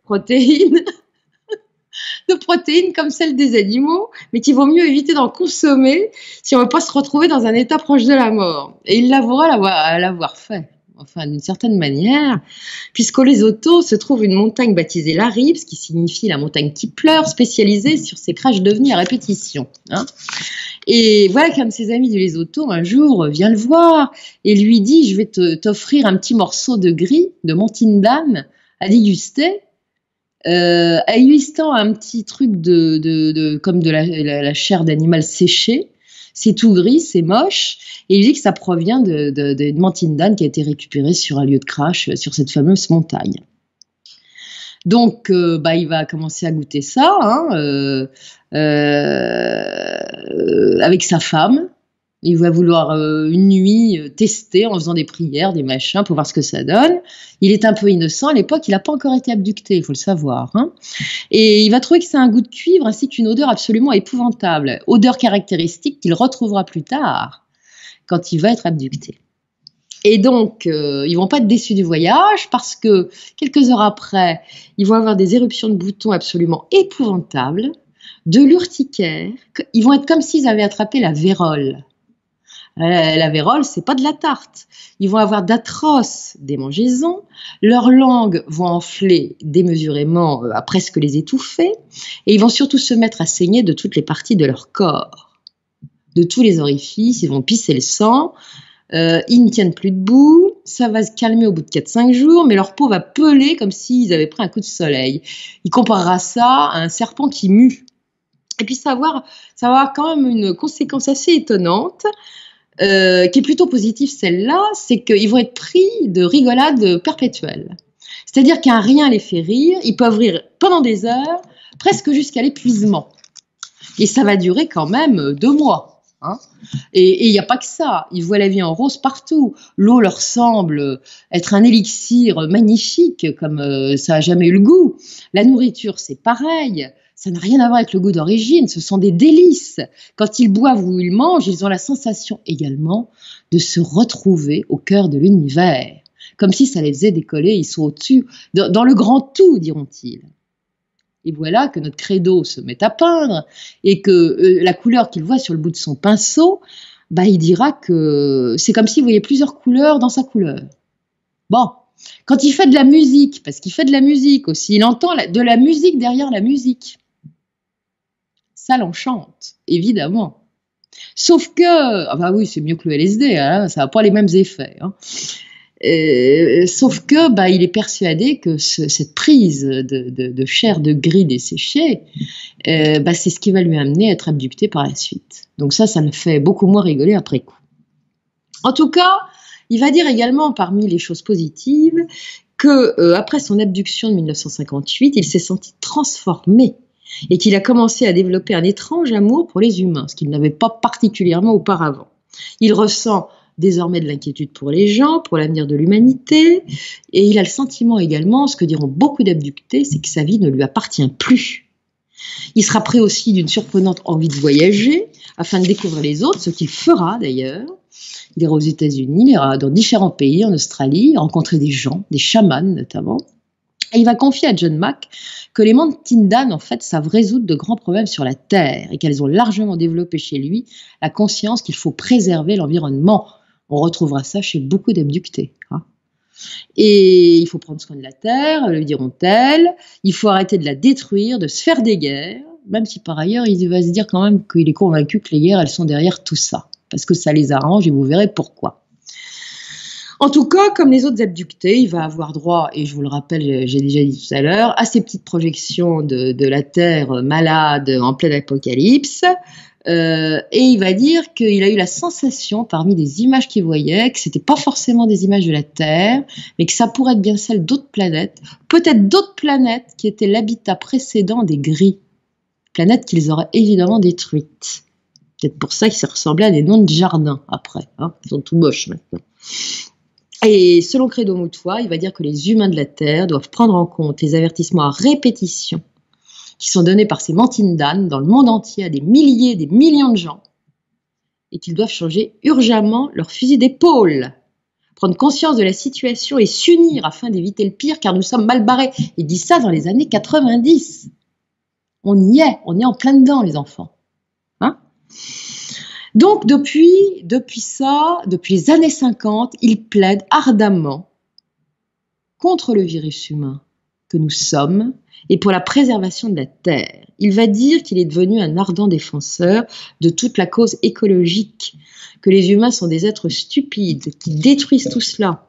Et en fait, les stellaires essayent de nous faire comprendre qu'on est nuls et qu'il faut arrêter. Et John Mack a rapporté dans son livre Passeport pour le cosmos la phrase qu'il a dit: « On me montre que le monde est en train de mourir. Ces créatures essayent de nous avertir du danger. » Il va parler également de l'humain qui serait un dangereux virus pour lui-même.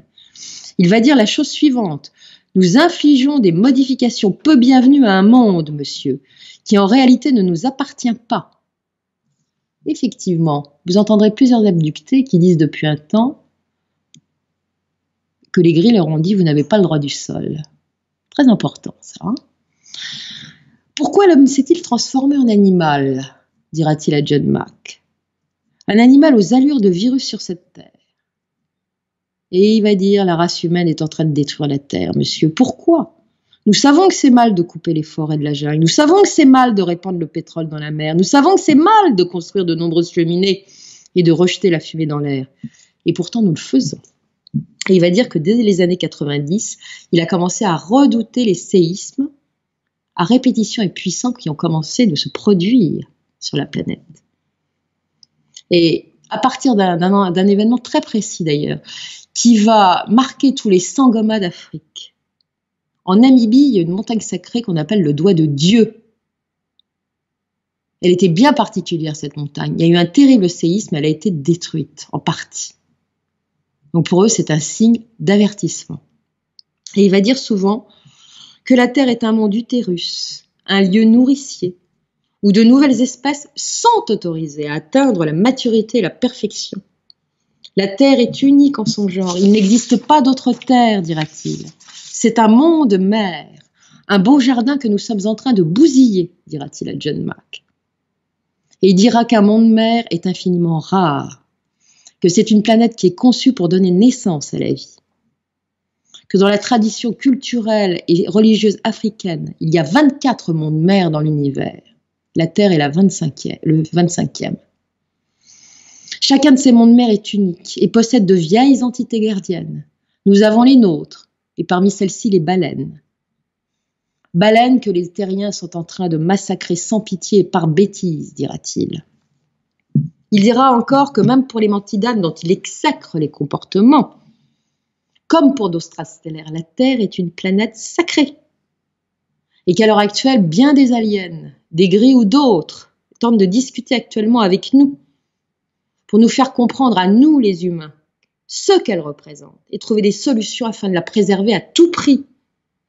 John Mack, de son côté, soulignera dans son livre, c'est vraisemblablement pourquoi, lors de ces abductions, les personnes qui sont concernées sont régulièrement informées de cela et de la responsabilité qu'ont les terriens sur la dégradation de notre planète. Manifestement, tous ces aliens, quels qu'ils soient, souhaitent faire germer dans nos esprits une conscience écologique. Ça expliquerait ainsi pourquoi tous voient ces magnifiques visions de la Terre qui d'un seul coup se transforment en apocalypse. Credo Mutwa dira avoir remarqué que l'amour pour la planète et tout ce qui vit est quand même en train de se développer petit à petit dans l'esprit des humains. Il l'aura remarqué depuis quelques décennies. On est dans les années 90. Effectivement, il y a eu les hippies dans les années 60-70 aux États-Unis. Il est déjà parti là-dessus. Et il va dire que paradoxalement, cette conscience de la Terre et cet amour qui se développe, c'est ce que les gris voulaient, c'est ce que les lézards voulaient, parce que maintenant je vais vous parler des lézards bientôt, hein. Vous allez comprendre, mais ça les énerverait, parce qu'ils ne s'attendaient pas à ça. Ils voulaient qu'on fasse le boulot pour pas tout détruire leur habitat à eux, ce qu'ils considéraient être leur habitat, mais ils n'avaient pas prévu qu'au milieu de tout ça, germera l'amour. Et Credo Mutwa va dire que ça, c'était pas prévu, et qu'ils risquent de nous punir, rien que pour ça, comme ils l'ont fait déjà par le passé à diverses reprises. Quand même intéressant. Donc le monde est agité, donc ces grilles et toute cette engeance vont mettre le paquet. Alors en ce moment on est en plein dedans, hein. Vous avez bien vu les oppositions, les guerres, les gens qui se font du mal en permanence, mais lui il va parler de l'Afrique du Sud et de l'Afrique en général. Rick Martin, toujours dans les années 90, il va déclarer avec amertume qu'il ne comprend pas pourquoi l'humanité refuse de progresser, pourquoi les humains continuent à s'autodétruire à ce point et à s'agresser entre eux. Il est persuadé au fond que les gens ne sont pas si mauvais que ça et qu'ils ne souhaitent pas vraiment se faire la guerre. Et pourtant, il y aurait une force extérieure, dira-t-il, qui les conduit à le faire. Et ça, les humains, dira-t-il, devront en prendre conscience. Il y a des choses qui leur sont induites dans le cerveau. Il dira qu'il est atterré par le comportement des Africains qui se livrent des guerres en permanence, qui détruisent tout dans leur pays, alors qu'ils sont délivrés de la présence coloniale, ce qu'ils voulaient. Il se pose d'ailleurs la question, qui ou quoi est en train de détruire l'Afrique et pourquoi ? À propos de son pays, donc l'Afrique du Sud, il va dire pourquoi a-t-elle été coupée dans son élan d'industrialisation, pourquoi les gens se déciment-ils tous entre eux ? Voilà ce qu'il va dire précisément. Aujourd'hui, mon pays est devenu un détritus abruti par la drogue et accablé par le crime. Et il va dire en tant que chaman qu'il tente d'aider des jeunes qui sont drogués jusqu'aux yeux, mais que ceux qui consomment du crack, ça les bousille tellement qu'il ne peut rien faire. Et il va dire sa conviction à Rick Martin qu'un pays ne peut se détruire du jour au lendemain, comme l'a fait l'Afrique du Sud, à moins peut-être que des forces extérieures ne l'y poussent, une force terrible et étrangère à la Terre qui fait des choses dans la coulisse. C'est ce que je pense. Il va prétendre détenir des preuves de ce qu'une force d'origine extraterrestre est en train de détruire le continent africain. Il reconnaîtra aussi que bien des humains se donnent du mal pour progresser, devenir meilleurs, plus généreux. Mais il est convaincu que nos petits amis venus d'ailleurs ne laisseront pas faire ça. Ils vont même faire en sorte que les humains s'entretuent pour les punir, comme ils l'ont déjà fait jadis. Et il va citer quelque chose d'important. Il va citer la destruction d'un continent qu'il appelle Amariri. Et ceux d'Amariri, du continent d'Amariri, refusaient d'obéir aux Chitolis. Chitolis sont les lézards, j'en parlerai tout à l'heure. Une partie de ces êtres qui vivaient sur le continent d'Amariri refusaient de se faire la guerre, refusaient de tuer leurs congénères, d'offrir également des sacrifices humains à leurs dieux. Et c'est ainsi que le lézard Chitoli aurait détruit la grande race rouge, le peuple rouge aux cheveux verts, le premier peuple, dira-t-il, qui a été créé sur Terre, avec un feu venu du ciel. Eh bien, on est sur la race rouge de l'Atlantide, détruite par Edgar Cayce, ça c'est aussi. Il va dire que la Terre a été visitée depuis des lustres par différentes espèces, que les Mantindans sont considérés comme les dieux du ciel par beaucoup, par divers peuples, qu'elles sont probablement les Wandija, évoqués par les aborigènes d'Australie, probablement également les dieux de Sumer, les anciens dieux, qu'elles ont enseigné aux humains comment bâtir les pyramides, à moins qu'elles n'en aient été d'ailleurs les bâtisseurs, et qu'elles ont enseigné aussi aux Zoulous quelque chose de très important, à percer la pierre. Elles ont appris en fait aux humains beaucoup de choses. Nombre d'Africains sont visités par des races stellaires diverses depuis des lustres. Nombre d'Africains y font référence. Il parlera ainsi des Tutsis et des Hutus du Rwanda, lesquels prétendent que leurs plus anciens ancêtres étaient issus d'une race stellaire qui s'appelait les Imanu Djela, ce qui signifie « les seigneurs sont venus ». Et Credo soulignera que ce nom est assez proche du nom biblique d'Emmanuel, qui se prononce Immanuel. Imanu Djela et Emmanuel, c'est pas très loin. Et ça signifie la même chose, le Seigneur est avec nous, c'est à peu de choses près. Et il dira, je rappellerai, alors j'ai fait une petite recherche quand même sur les Rwandais et tout ça, et je suis tombée sur un truc assez intéressant. Près de la ville de Kiwali, au Grand Rwanda, il y a un cimetière isolé qui date de 5 siècles. On ne sait pas pourquoi il est en plein désert, enfin en plein bush, là, steppe, je ne sais pas comment ça s'appelle dans le coin. Il n'y a pas de village. Pourquoi ce village est là depuis 5 siècles, on n'en sait rien. Mais à côté, on a retrouvé quelque chose d'intéressant. On a retrouvé des fosses communes, 4, qui contiennent quoi ? 200 corps, 200 squelettes de plus de 2 mètres dont les crânes sont allongés. Du pur reptilien. Au Rwanda. Credo Mutwa va dire aussi que les Bambara d'Afrique de l'Ouest disent avoir pour ancêtres des êtres venus du ciel. Il les nomme les Ziwezi, ce qui veut dire créatures planantes et plongeantes. Celles-ci peuvent descendre du ciel dans leur vaisseau et également plonger dans les eaux. Ça ressemble à des humains, ça. C'est pas du gris. C'est redoutable pour les humains et ça a des connaissances technologiques très très avancées. Il va parler également des Dogons d'Afrique occidentale qui affirment que leur lignée royale descend en ligne droite des stellaires. Alors je vous rappelle quand même que les Dogons du Mali, c'est pas n'importe quoi. Ils avaient surpris 2 archéologues français dans les années 50 en leur parlant de Sirius B, dont ils avaient dit que bien qu'invisible à l'œil nu, ils la connaissent parfaitement et qu'elle était le pilier de leur cosmogonie. Rappelons que cette étoile Sirius B a été découverte en 1836 et qu'elle n'a été classifiée naine blanche qu'en 1915. Donc c'est récent. Comment ces Dogons dépourvus de tout équipement pouvaient savoir ça? Et également que la Terre tournait autour du Soleil, car ils le savent aussi que la Lune est un astre mort, que Neptune a des anneaux, que Jupiter a 4 lunes, et bien d'autres choses encore. Comment peuvent-ils le savoir? Les prêtres Dogons vont dire aux 2 Français que 8 nomos issus de cette étoile Sirius B, en l'occurrence des petits êtres aux yeux rouges, ont donné naissance aux 8 tribus de leur peuple, que ces nomos étaient venus du ciel dans une arche qui en atterrissant avait fait un bruit absolument épouvantable à faire trembler les pierres, que ces Dogons ont été visités par des créatures amphibiennes qui ont transmis leur savoir à quelques initiés, et qu'ils sont les pères du genre humain. Les Dogons ont aussi évoqué une 3e étoile qui s'appelle Sirius C.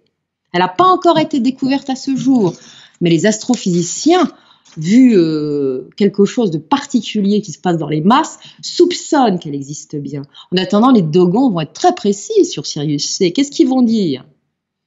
Qu'elle tourne autour de Sirius A, avec une orbite elliptique excentrique. Et cette orbite est perpendiculaire à celle de Sirius B, avec une révolution de 32 ans. Comment ils savent ça?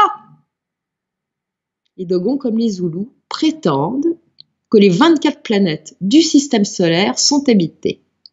Il y a 24 planètes dans notre système solaire. On ne connaît pas grand-chose sur notre système solaire. On en découvre. Vous n'avez pas remarqué ces temps-ci? On débaptise d'anciennes planètes. Neptune, ça serait plus une planète, je crois que c'est Neptune, oui. Enfin bon, bref. Et puis on en retrouve d'autres. On suppose que cette fameuse planète Nibiru X, ou comme vous voulez, elle pourrait exister, qu'il y aurait peut-être un 2e soleil. Enfin, des trucs pas possibles. Bon. Et je vais passer au Chitouli après les Mantines d'âne. Credo Mutwa va évoquer les origines stellaires des Zoulous. Alors, peuple Zoulou, Zoulou, ça veut dire peuple du ciel. Et voilà ce qu'il va raconter sur les origines de ce peuple. Il va dire que des êtres ressemblant à des lézards et qui ont la capacité de changer de forme à volonté sont venus du ciel un jour. Et que certains chefs de tribus vont marier leur fille à l'un de ces êtres lézards, qui va donner naissance à une lignée de rois et de chefs tribaux. Et ces lézards sont appelés Chitouli ou Imbulu chez les Zoulous. Et le mot Chitouli signifie en langue zoulou les dictateurs, ceux qui nous dictent la loi. Ça ne peut pas être plus clair. D'après Credo Mutwa, ces Zoulous seraient depuis toujours que l'on peut voyager dans l'espace intersidéral. Je ne parle pas du ciel. Il dira aussi que tous les Africains connaissent bien ces reptiliens lézards, aux capacités de transformation multiformes, qui se nourrisseraient de quoi? D'êtres humains, mais pas seulement d'êtres humains physiques, vous allez voir. Ces aliens sont associés à certaines étoiles de la Voie lactée, dont à une en particulier que les Zoulous nomment Isone Nkonyamba, qui ne serait autre qu'Alpha du Centaure. Tiens, c'est marrant parce qu'il y a un nombre d'extraterrestres qui viennent d'Alpha du Centaure, c'est pas possible. Je crois que d'ailleurs que les géants qu'a croisé Rossé venaient d'Alpha du Centaure aussi de mémoire. Oui. Enfin, c'est souvent. En tout cas, Mutwa dira encore que ces Chitoli auraient défié le Créateur parce qu'ils voulaient avoir la maîtrise de toute sa création. Ça, c'est important. Mais Dieu va pas laisser faire. Il va les exclure après leur avoir livré une bataille terrible qu'ils vont perdre. Ils vont être contraints de se cacher à partir de ce moment-là parce qu'ils ne peuvent plus survivre. Ils sont coupés de la source, définitivement. Et ils sont obligés de vivre différemment. Et ils vont venir se réfugier où? Sur la planète sacrée qu'est la Terre. Sauf qu'ils ne peuvent pas rester à la surface, ils sont interdits de séjour. Il y a une humanité, donc ils sont dessous. Et ils vivraient toujours sous la Terre de nos jours, cachés dans des cavités profondes. Et ils enlèvent régulièrement des humains, dira Credo Mutwa. Des humains qu'ils transforment en zombies, esclaves, qui entretiendraient des grands feux. pour les réchauffer, car ils souffrent en permanence d'avoir froid, mais très très froid, depuis qu'ils ont été coupés de la source. Ces reptiliens seraient de haute taille, et contrairement aux gris, qui ont une démarche saccadée et instable, eux se déplacent, dira Credo Mutwa, gracieusement comme des arbres qui s'agitent sous le vent. Bon, à part ça, ils ont une peau couverte d'écailles blanches comme de la craie, ils portent des cornes sur le crâne, autour du crâne comme pour certains. Mutwa dira qu'il ressemble trait pour trait à un des personnages de Star Wars, que vous allez voir qu'il est pas beau celui-là. Mais il ajoutera que les Chituli royaux n'ont pas de cornes, mais une crête qui va du devant du front au début de leur dos, jusque dans le prolongement de leur dos. Ils ont aussi une particularité, ces Chitoli. Ils ont un petit doigt prolongé d'une griffe longue et acérée qu'ils enfoncent lors de rituels dans le nez des humains afin de pouvoir manger leur cerveau et le boire plus exactement. Sympathique. Comme les mantines d'âne, ces créatures se nourrissent uniquement des énergies négatives des humains, parfois aussi de leur sang. C'est ainsi que pour pouvoir se nourrir, ces entités entretiennent d'éternelles disputes, des conflits, des guerres entre les humains. Plus il y a de haine, plus il y a de souffrance, plus ils sont contents, plus ils mangent, plus nous sommes leur steak. Des Rwandais qui vont être escapés des premiers massacres, des affreux massacres, vont dire que ces massacres étaient en train de nourrir les Imanujela, qui se régalent des énergies des gens terrifiés. Il faut dire qu'il est inexplicable, ce massacre entre les Tutsis et les Hutus. Pourquoi tant de violence? Vous avez vu comment ça s'est passé? Mutwa va révéler que lorsqu'un Chituli tombe malade, il perd sa peau, il a la chair à vif. Pour le soigner, on lui amène une jeune vierge humaine, enlevée à la surface. La malheureuse va alors subir le pire. On l'attache pieds et poings liés, on la met sous une couverture d'or et on la place en permanence près du Chitoli malade. Ah là, on va bien la nourrir et bien la traiter, il faut qu'elle tienne le coup. Mais dès qu'elle ira mieux, dès que le Chitoli ira mieux, on va la libérer. Et là, on va faire quelque chose d'épouvantable. On va lui faire croire qu'elle est libre et qu'elle peut s'en aller. Donc elle va courir, la pauvre. Et là, elle va être prise en chasse. Elle va être poursuivie dans les tunnels par des créatures volantes de métal, dira Mutwa. Et quand elle parviendra au paroxysme de l'épuisement et de la terreur, on va la capturer et la sacrifier avec la plus grande cruauté sur un autel de pierre destiné à cela. Et son sang sera bu par le Chitoli malade qui, après cela, retrouvera la pleine santé. Ça va guérir ce reptilien. Mais ça ne guérira le reptilien que si la victime est vraiment terrorisée. Il va ajouter quand même, Credo Mutwa, que les Zoulous du Zululand pratiquaient de la même façon jusqu'au 19e siècle certaines tribus, en faisant courir la victime comme une dératée avant de la zigouiller. Alors ça avait une particularité, dira Credo Mutwa, c'était meilleur au goût, une fois qu'on mangeait ça. Quelle horreur! Un jour, David Icke, qui s'entretient avec Credo Mutwa, va lui dire que les humains aux cheveux blancs semblent davantage visés par les abductions, par les reptiliens de type Chitoli. Et à ce moment-là, Mutwa va lui dire que effectivement, ça peut être le cas, parce que chez les Africains, il y a quelques êtres qui ont la particularité d'être roux, naturellement. Et ceux-là sont considérés comme spirituellement élevés. Ils sont très respectés. Puis il y a également ces Africains albinos qui ont les pires problèmes, qui sont rejetés par la société. On les accuse de porter malheur. Beaucoup d'enfants sont abandonnés à cause de ça ou maltraités. En tout cas, quoi qu'il en soit, qu'ils soient roux ou albinos, ces enfants, d'après Mutwa, feraient encore l'objet, par certains chamans et autres personnes de la population, de sacrifices rituels quand ils atteignent l'adolescence. C'est grave.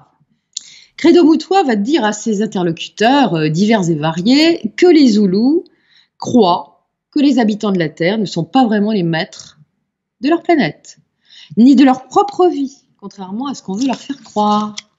Ils n'ont pas le droit du sol.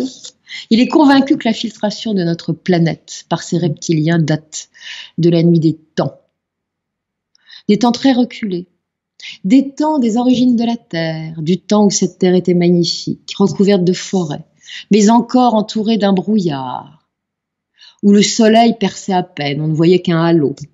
À cette époque-là, dira-t-il, les gens étaient heureux.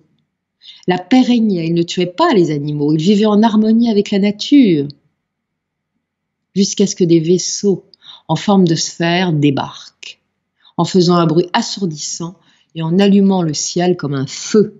C'est alors que des créatures géantes, dotées de queues, sortirent et vont leur dire qu'ils sont les dieux et qu'ils vont leur faire cadeau de grands dons. Parmi ces dieux, on va repérer des êtres différents. Certains ont les yeux rouges, grands, d'autres ont des yeux jaunes, brillants, et puis certains ont encore autre chose, un troisième œil au milieu du front. Et ce troisième œil, la nuit, émet une lumière rouge, ce que voient encore certains Zoulous dans le bush de temps à autre. En fait, cadeau, les capacités des humains vont leur être retirées, comme le don de télépathie, le pouvoir de faire déplacer les objets par la pensée, celui de voir le passé ou l'avenir et de voyager en esprit dans d'autres mondes. Ces chitoulis vont les achever en leur donnant la parole et s'arranger pour qu'ils s'expriment aussi dans des langues différentes afin qu'ils ne se comprennent plus. Donc ils vont s'engueuler puisqu'ils ne se comprennent plus, donc ils se divisent. La dualité est née. La tour de Babel, vous vous souvenez? Ces faux dieux vont également leur imposer des gouvernants issus de leur race. Donc ces pauvres humains de la terre sont obligés maintenant d'obéir sous la contrainte et d'être punis, sinon de la manière la plus terrible. On y est, dans la dualité. Amoindrissement spirituel et dualité. Affrontement. À partir de là, les humains vont développer les pires défauts qui soient, qui leur étaient inconnus avant, tels l'agressivité, l'ambition, la jalousie, la cupidité, enfin tout ce qu'on a de mieux. Et puis on va les faire bosser aussi, on va leur faire creuser des mines sous le sol, parce que la terre, elle est très riche. Il y a de l'or, il y a du cuivre, il y a de l'argent, puis il y a des tas de métaux qui intéressent les chitolis. Les chitolis ont besoin de faire des alliages, donc c'est comme ça qu'ils vont donner une forme de connaissance aux humains, qui vont savoir faire des alliages.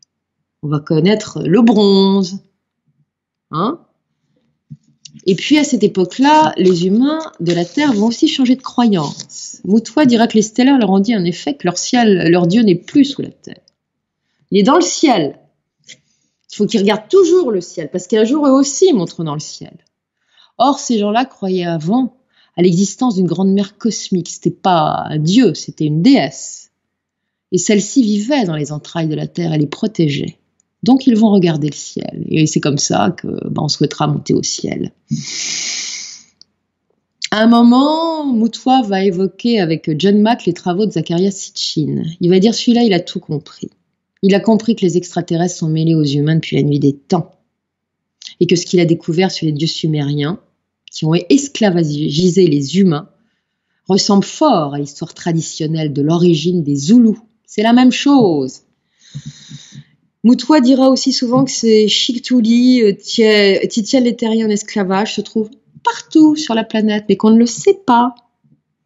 Il va un jour rencontrer un aborigène de l'ethnie Kori en Australie. Il va lui montrer une grande gravure rupestre de leur dieu.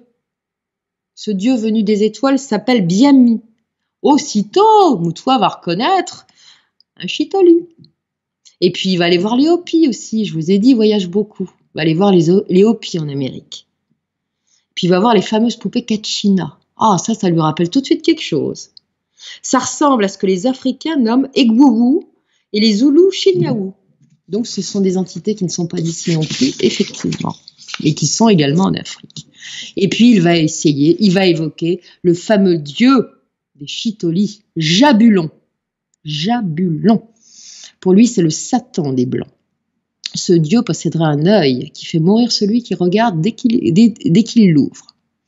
Donc, quand Satan ouvre l'œil, fermez les yeux. Et il précisera qu'à sa grande surprise, bien des gens rendent aujourd'hui un culte à ce dieu infâme. Et il fera allusion à ce moment-là aux francs-maçons.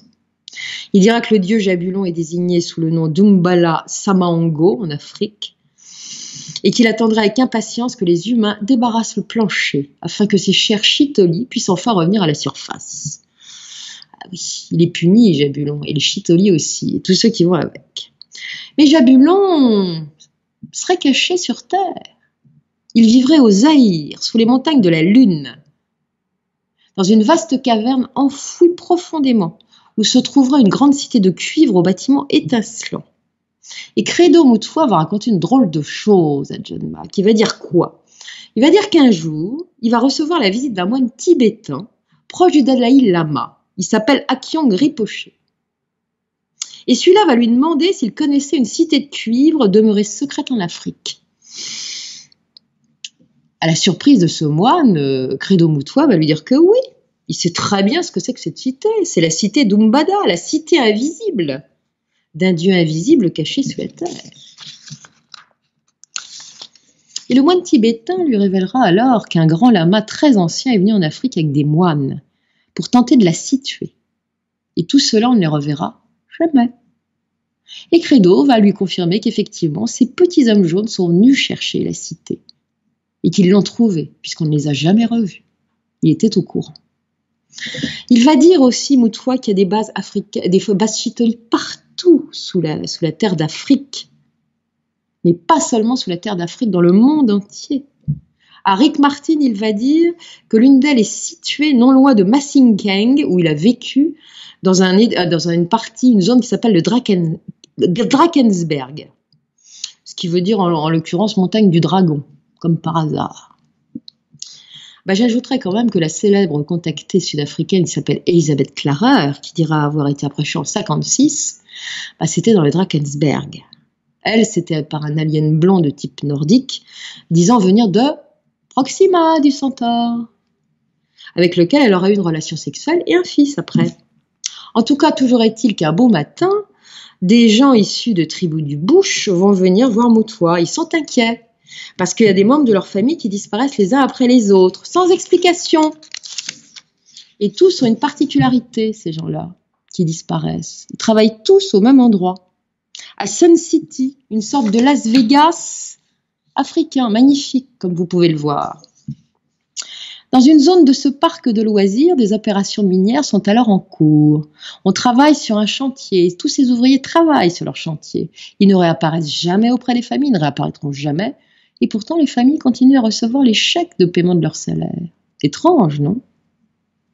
Toutes ces familles sont persuadées qu'ils sont morts et qu'on leur ment et ils ne peuvent pas avoir d'explication, on ne leur en donne pas. Hélas, à l'époque, Credo Mutwa ne croit pas à cette histoire-là. Il s'en désintéresse. Et ça ne va pas durer longtemps parce qu'on va l'avertir à ce moment-là qu'il se passe de drôles de choses au Botswana. Il y a une base américaine qui est en cours de construction et il y a un crash de soucoupe volante à cette époque aussi qui fait l'objet d'une rumeur. Et on va l'aviser, là encore, que des ouvriers issus encore de tribus du bush et qui travaillent sur ce chantier disparaissent, les uns après les autres. Et quand les familles vont demander des explications, on leur dit on ne sait pas. Dégagez. Pour en avoir le cœur net, cette fois, Mutwa va se bouger. Il va aller au Botswana. Et il va avec un guide, il va pouvoir entrer sur la base. Et le guide va lui dire, je vais vous montrer où ça se trouve. Donc il va l'entraîner dans une zone assez éloignée et il va lui dire, voilà, c'est là, mais ne vous approchez pas, car vous ne repartirez pas. Et Credo Mutwa dira qu'il y a effectivement à cet endroit-là une base alien sous la Terre. Et il y a une troisième espèce qui est très connue en Afrique. On les nomme les Wazungu. C'est une race extraterrestre qui serait venue effectivement envahir le territoire il y a très longtemps, avant même que l'homme blanc y pose le pied, bien avant. Faut dire que l'homme blanc il est venu en Afrique assez récemment, si on y regarde bien. En tout cas, ces Wazungu se déplaçaient à bord de vaisseaux très particuliers, avec une forme particulière. Ils avaient la forme d'un boomerang, comme les boomerangs des aborigènes australiens d'ailleurs. Et ils avaient la particularité d'atterrir dans un bruit de tornade, si bien qu'on les a nommés Wazungu, parce que ça signifie peuple ou dieu du démon poussière ou du tourbillon. Voilà. Alors ceux-là, c'est pas des grilles, c'est pas des reptiles, ils sont de race blanche. Ils sont des beaux blonds aux yeux bleus, un peu étirés, bien foutus. Ils ont des doigts très effilés comme des mains d'artiste, dira Mutwa à son interlocuteur. Ça ressemble comme de gouttes d'eau nordiques. Aux nordiques qu'on voit souvent associés aux gris et à d'autres. Et d'ailleurs, Mutwa dira qu'ils ne veulent pas mieux que ces gris et ces lézards.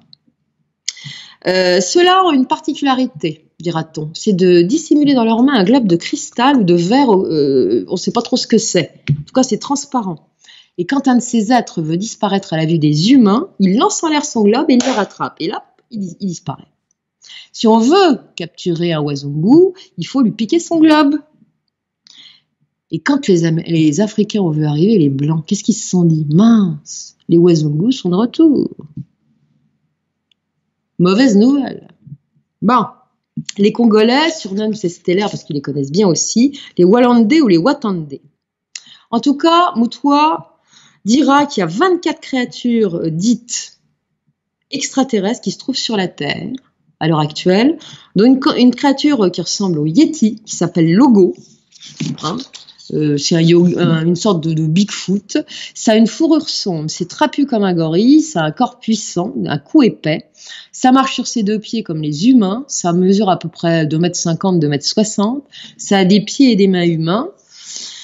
Et il n'y a pas que ça. Il y a également le tokoloché ou le tikiloché, qui sont des créatures qui ont des bouilles d'ours, de bons nounours, sauf que ça a l'air mauvais. Ça porte au sommet du crâne une crête osseuse, épaisse et pointue. Et il se trouve que l'une de ces créatures assez bizarres aurait terrorisé les enfants d'une école de Soweto. Il paraît que ces créatures ont la particularité d'aimer jouer avec les enfants, mais de venir aussi les griffer pendant la nuit. C'est pour ça que dans certains territoires où ces tokoloches sont à l'action, eh bien, les Africains construisent sur pilotis. Et Credo Mutwa dira que cette créature est considérée comme un dieu qui a le nom de dieu Tiki chez les Polynésiens, et que ça serait pour cette raison aussi que les Polynésiens construiraient leur maison sur pilotis pour pas avoir ces attaques pendant la nuit de ces êtres. Et vous verrez une représentation du dieu Tiki, vous verrez qu'il a cette espèce de crête sur la tête. C'est assez curieux, quand même, c'est troublant. En tout cas, il y a un point commun entre toutes ces créatures, c'est qu'elles ont toutes besoin des êtres humains pour survivre. Ce sont des parasites qui se nourrissent de nos émotions négatives, qui inspirent toutes les guerres et les conflits sur cette terre, et des conflits qui seront de plus en plus dévastateurs, dirons-nous toutefois. Et ça, c'est beaucoup plus grave qu'on ne le pense aujourd'hui. Elles entretiennent volontairement la dualité. Elles apprécient particulièrement les fanatiques religieux, dira-t-il. Il dit ça en 90. On n'en est pas encore à Daesh et tout ça. Hein. Attention. Pour autant, elles auront un petit défaut, ces créatures. Elles ne sont pas du tout reconnaissantes à leurs serviteurs humains. Tous les services rendus ne sont pas récompensés. Et d'ailleurs, il fera allusion à des chefs africains qui ont un peu marché dans leur combine et qui se sont tous fait avoir comme des bleus. Ils ont tous fini tragiquement. Il parlera également, et c'est assez marrant parce que ça figure sur un tableau, de Napoléon, d'Hitler et d'Attila, qui ont tous mal fini. Voilà. Et puis, il va dire que ces entités parasites nous tiennent en esclavage à notre insu depuis la nuit des temps. Ça nous mène finalement droit à l'autodestruction. Beaucoup n'apprécient pas le fait que l'on se donne du mal pour évoluer, que nos consciences s'éveillent, qu'on devienne plus généreux, meilleurs. Les Grimantindane et les Chitoli ne laisseront pas faire, dit Credo Mutwa. Elles vont tout faire pour mettre le pied sur le champignon et pour inciter les humains à s'entretuer. Selon lui, les Blancs feraient erreur sur les intentions des Gris. Ceux-là ne font pas des expériences, pas du tout. Leur démarche est froide, dira-t-il, sans pitié. Ils ne servent que leurs propres intérêts et ceux de leurs supérieurs. Qui fait ce qu'ils font sur les humains, en les faisant souffrir, en leur piquant des bouts de corps, profitent en réalité non pas à eux-mêmes, les Mantindane, mais à leurs supérieurs, donc les Architolis. Mais tous se nourrissent des mêmes énergies. En fait, Mutwa dira qu'elles vivent près de nous, avec nous depuis longtemps, parce qu'elles ont vitalement besoin de toutes ces substances, d'où leur programme d'abduction, et peut-être d'hybridation. Hein. En tout cas, il dira qu'il a un sentiment de désespoir face au rejet du phénomène extraterrestre. Tout le monde le nie. Il dira John Mack, les gens ont tort. Tout ce que je raconte, toutes les informations que je transmets, tout ce que je fais depuis des années, c'est ignoré. Et il y a urgence. L'indifférence des humains face au phénomène extraterrestre, ça le frustre, ça le fait bondir. Il va lancer un appel à John Mack, à Rick Martin et à tous les autres qui sont venus l'interviewer. Cessez d'être sceptiques, messieurs, dames. Le sujet est grave, il y va de votre survie. Ces créatures sont capables de tout, même si par ailleurs elles ouvrent bien des consciences sur la nécessité de protéger la nature. Il va dire aussi, si nous réalisions que nous ne sommes pas seuls, alors nous traiterions la Terre avec respect. Il dit qu'on va passer des moments difficiles, que ces aliens tentent de nous transmettre une connaissance dont il faut se servir. Mais il ne faut pas les croire. Il aura un discours ambivalent souvent, sur Credo Mutwa, que remarquera John Mack. Il dira souvent beaucoup de bien d'eux, comme il dira beaucoup de mal. Il dira à un moment que son rêve, ça serait que tous ces aliens communiquent avec les humains. Il va dire que il va sans arrêt dire qu'il a eu des traumatismes, que ça lui a gâché la vie. Puis il y a des moments où il va dire que finalement, ses ravisseurs n'étaient peut-être pas mieux que par un besoin désespéré. Il va avoir de l'empathie. Il va dire qu'ils ne sont pas froids, qu'ils font partie de nous, partie de nos vies aussi à certains moments. Bon, ça, c'est classique chez les abductés. Séduction, répulsion. Ils sont, on leur met des pensées induites. Donc c'est contredisant, contradictoire. Et qu'est-ce que ça dit, ça fait croire aux gens qui écoutent ça? Ils disent, bah celui-là, il est fêlé, il dit tout et n'importe quoi, il n'est pas crédible. Voilà comment ça marche. Ils pensent qu'ils donnent des dons aux gens, à des chamans, à des médiums, pour mieux les tromper après. Le nombre de médiums parasités, mais il y en a un paquet qui ne s'en rendent même pas compte. En tout cas, Credo Mutwa inlassablement parlera de la menace que représentent ces entités. Puis un jour, il va faire aussi une drôle de déclaration. Tiens, il va dire à John Mack, la meilleure chose qui pourrait arriver, c'est que finalement les gris prennent le pouvoir et qu'on n'en parle plus. Ça permettra aux humains qui ne comprennent rien de leur remettre la tête à l'endroit. Au moins, ils auraient un ennemi commun. Ils se battraient, ils se réveilleraient. Tiens, c'est marrant parce que le président Reagan, en 1987, à la tribune de l'ONU, a dit exactement la même chose, ce qu'a repris en cœur dans la même année Mikhail Gorbatchev. Attention, intéressant ça, hein. Mais je terminerai par le meilleur pour la fin. Voilà ce que dit Credo Mutwa.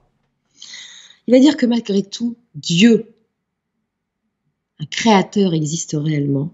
On ne peut pas nier son existence. Il s'agit d'un Dieu de lumière, celui-là, de justice. Hélas, ces faux dieux qui empoisonnent la vie des humains se sont interférés entre les deux. Mais il va dire que l'ouverture de conscience actuelle de l'humanité, elle ne vient pas, en fait, de ces chitolis qui parlent de la nature et tout ça. Elle vient du Créateur, du vrai, de la source. Celui-là vit dans une sphère à part, un univers dimensionnel et temporel différent du nôtre. Il y a un Dieu qui existe au-dessus de nous, dira-t-il à Rick Martin. Ce n'est pas le fruit de l'imagination, ça existe vraiment. Dieu est plus réel qu'on l'imagine et il intervient même si cela ne se voit pas.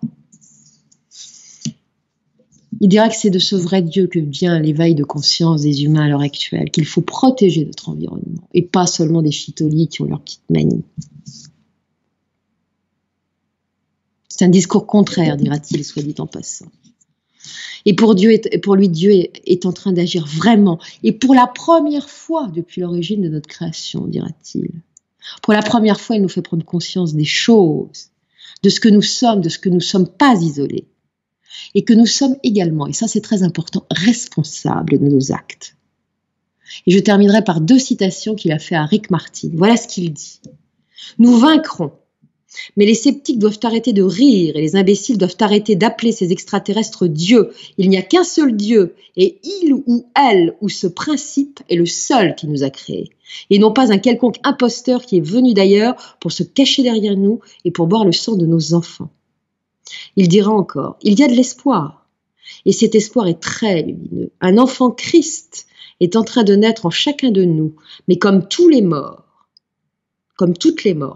la mort de l'enfant lumière, celle de l'homme ancien, préalablement à l'avènement du Christ en nous, va être accompagné d'un grand danger, étant donné que l'adversaire va être poussé au désespoir. L'ennemi fera des erreurs et nous le vaincrons au nom de Dieu. C'est ce que je crois et ce que je vais persister à croire jusqu'à mon dernier souffle. On est en plein dans les dialogues avec l'ange. C'est la même chose, la verticalité, la voix christique. Pan!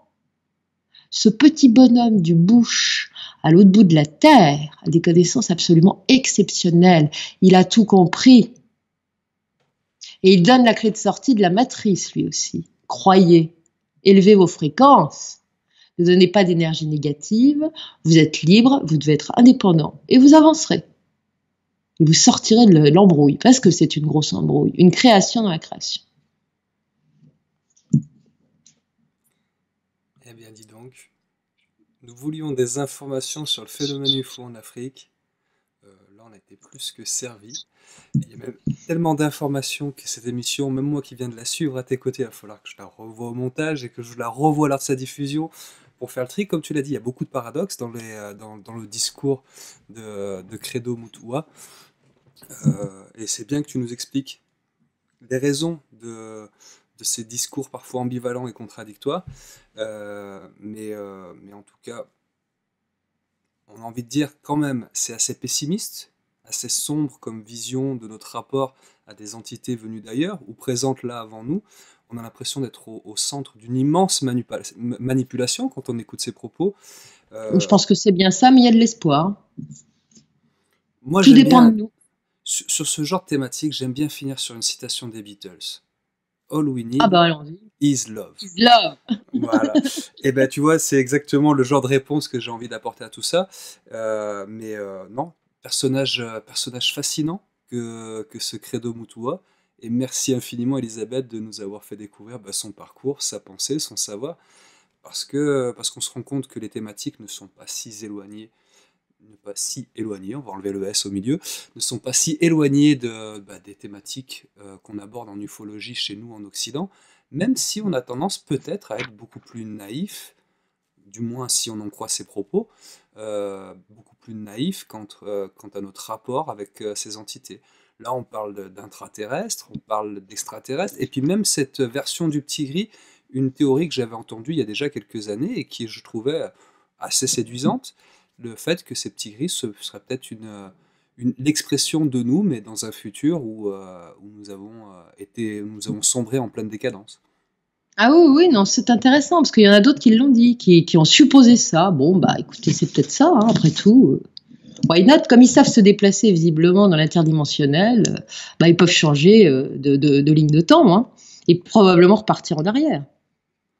En tout cas, ce monsieur a l'air quand même drôlement informé sur les propos tenus sur l'histoire de l'Occident. Tu Mhm. parlais de Napoléon, de Hitler. Bon, pas besoin d'être très renseigné pour connaître Hitler, mais très renseigné. Et puis sur les chercheurs aussi occidentaux, tu as abordé Zecharia Sitchin, son étude sur les tablettes sumériennes et les fameux Mhm. Mhm. Anunnaki, les Mhm. reptiliens, les dieux de l'époque. Là aussi, il y a des éléments qui se croisent avec cette volonté d'utiliser l'être humain, et finalement, on n'est que du bétail ou de la main-d'œuvre destinée à combler les besoins qu'ont ces entités.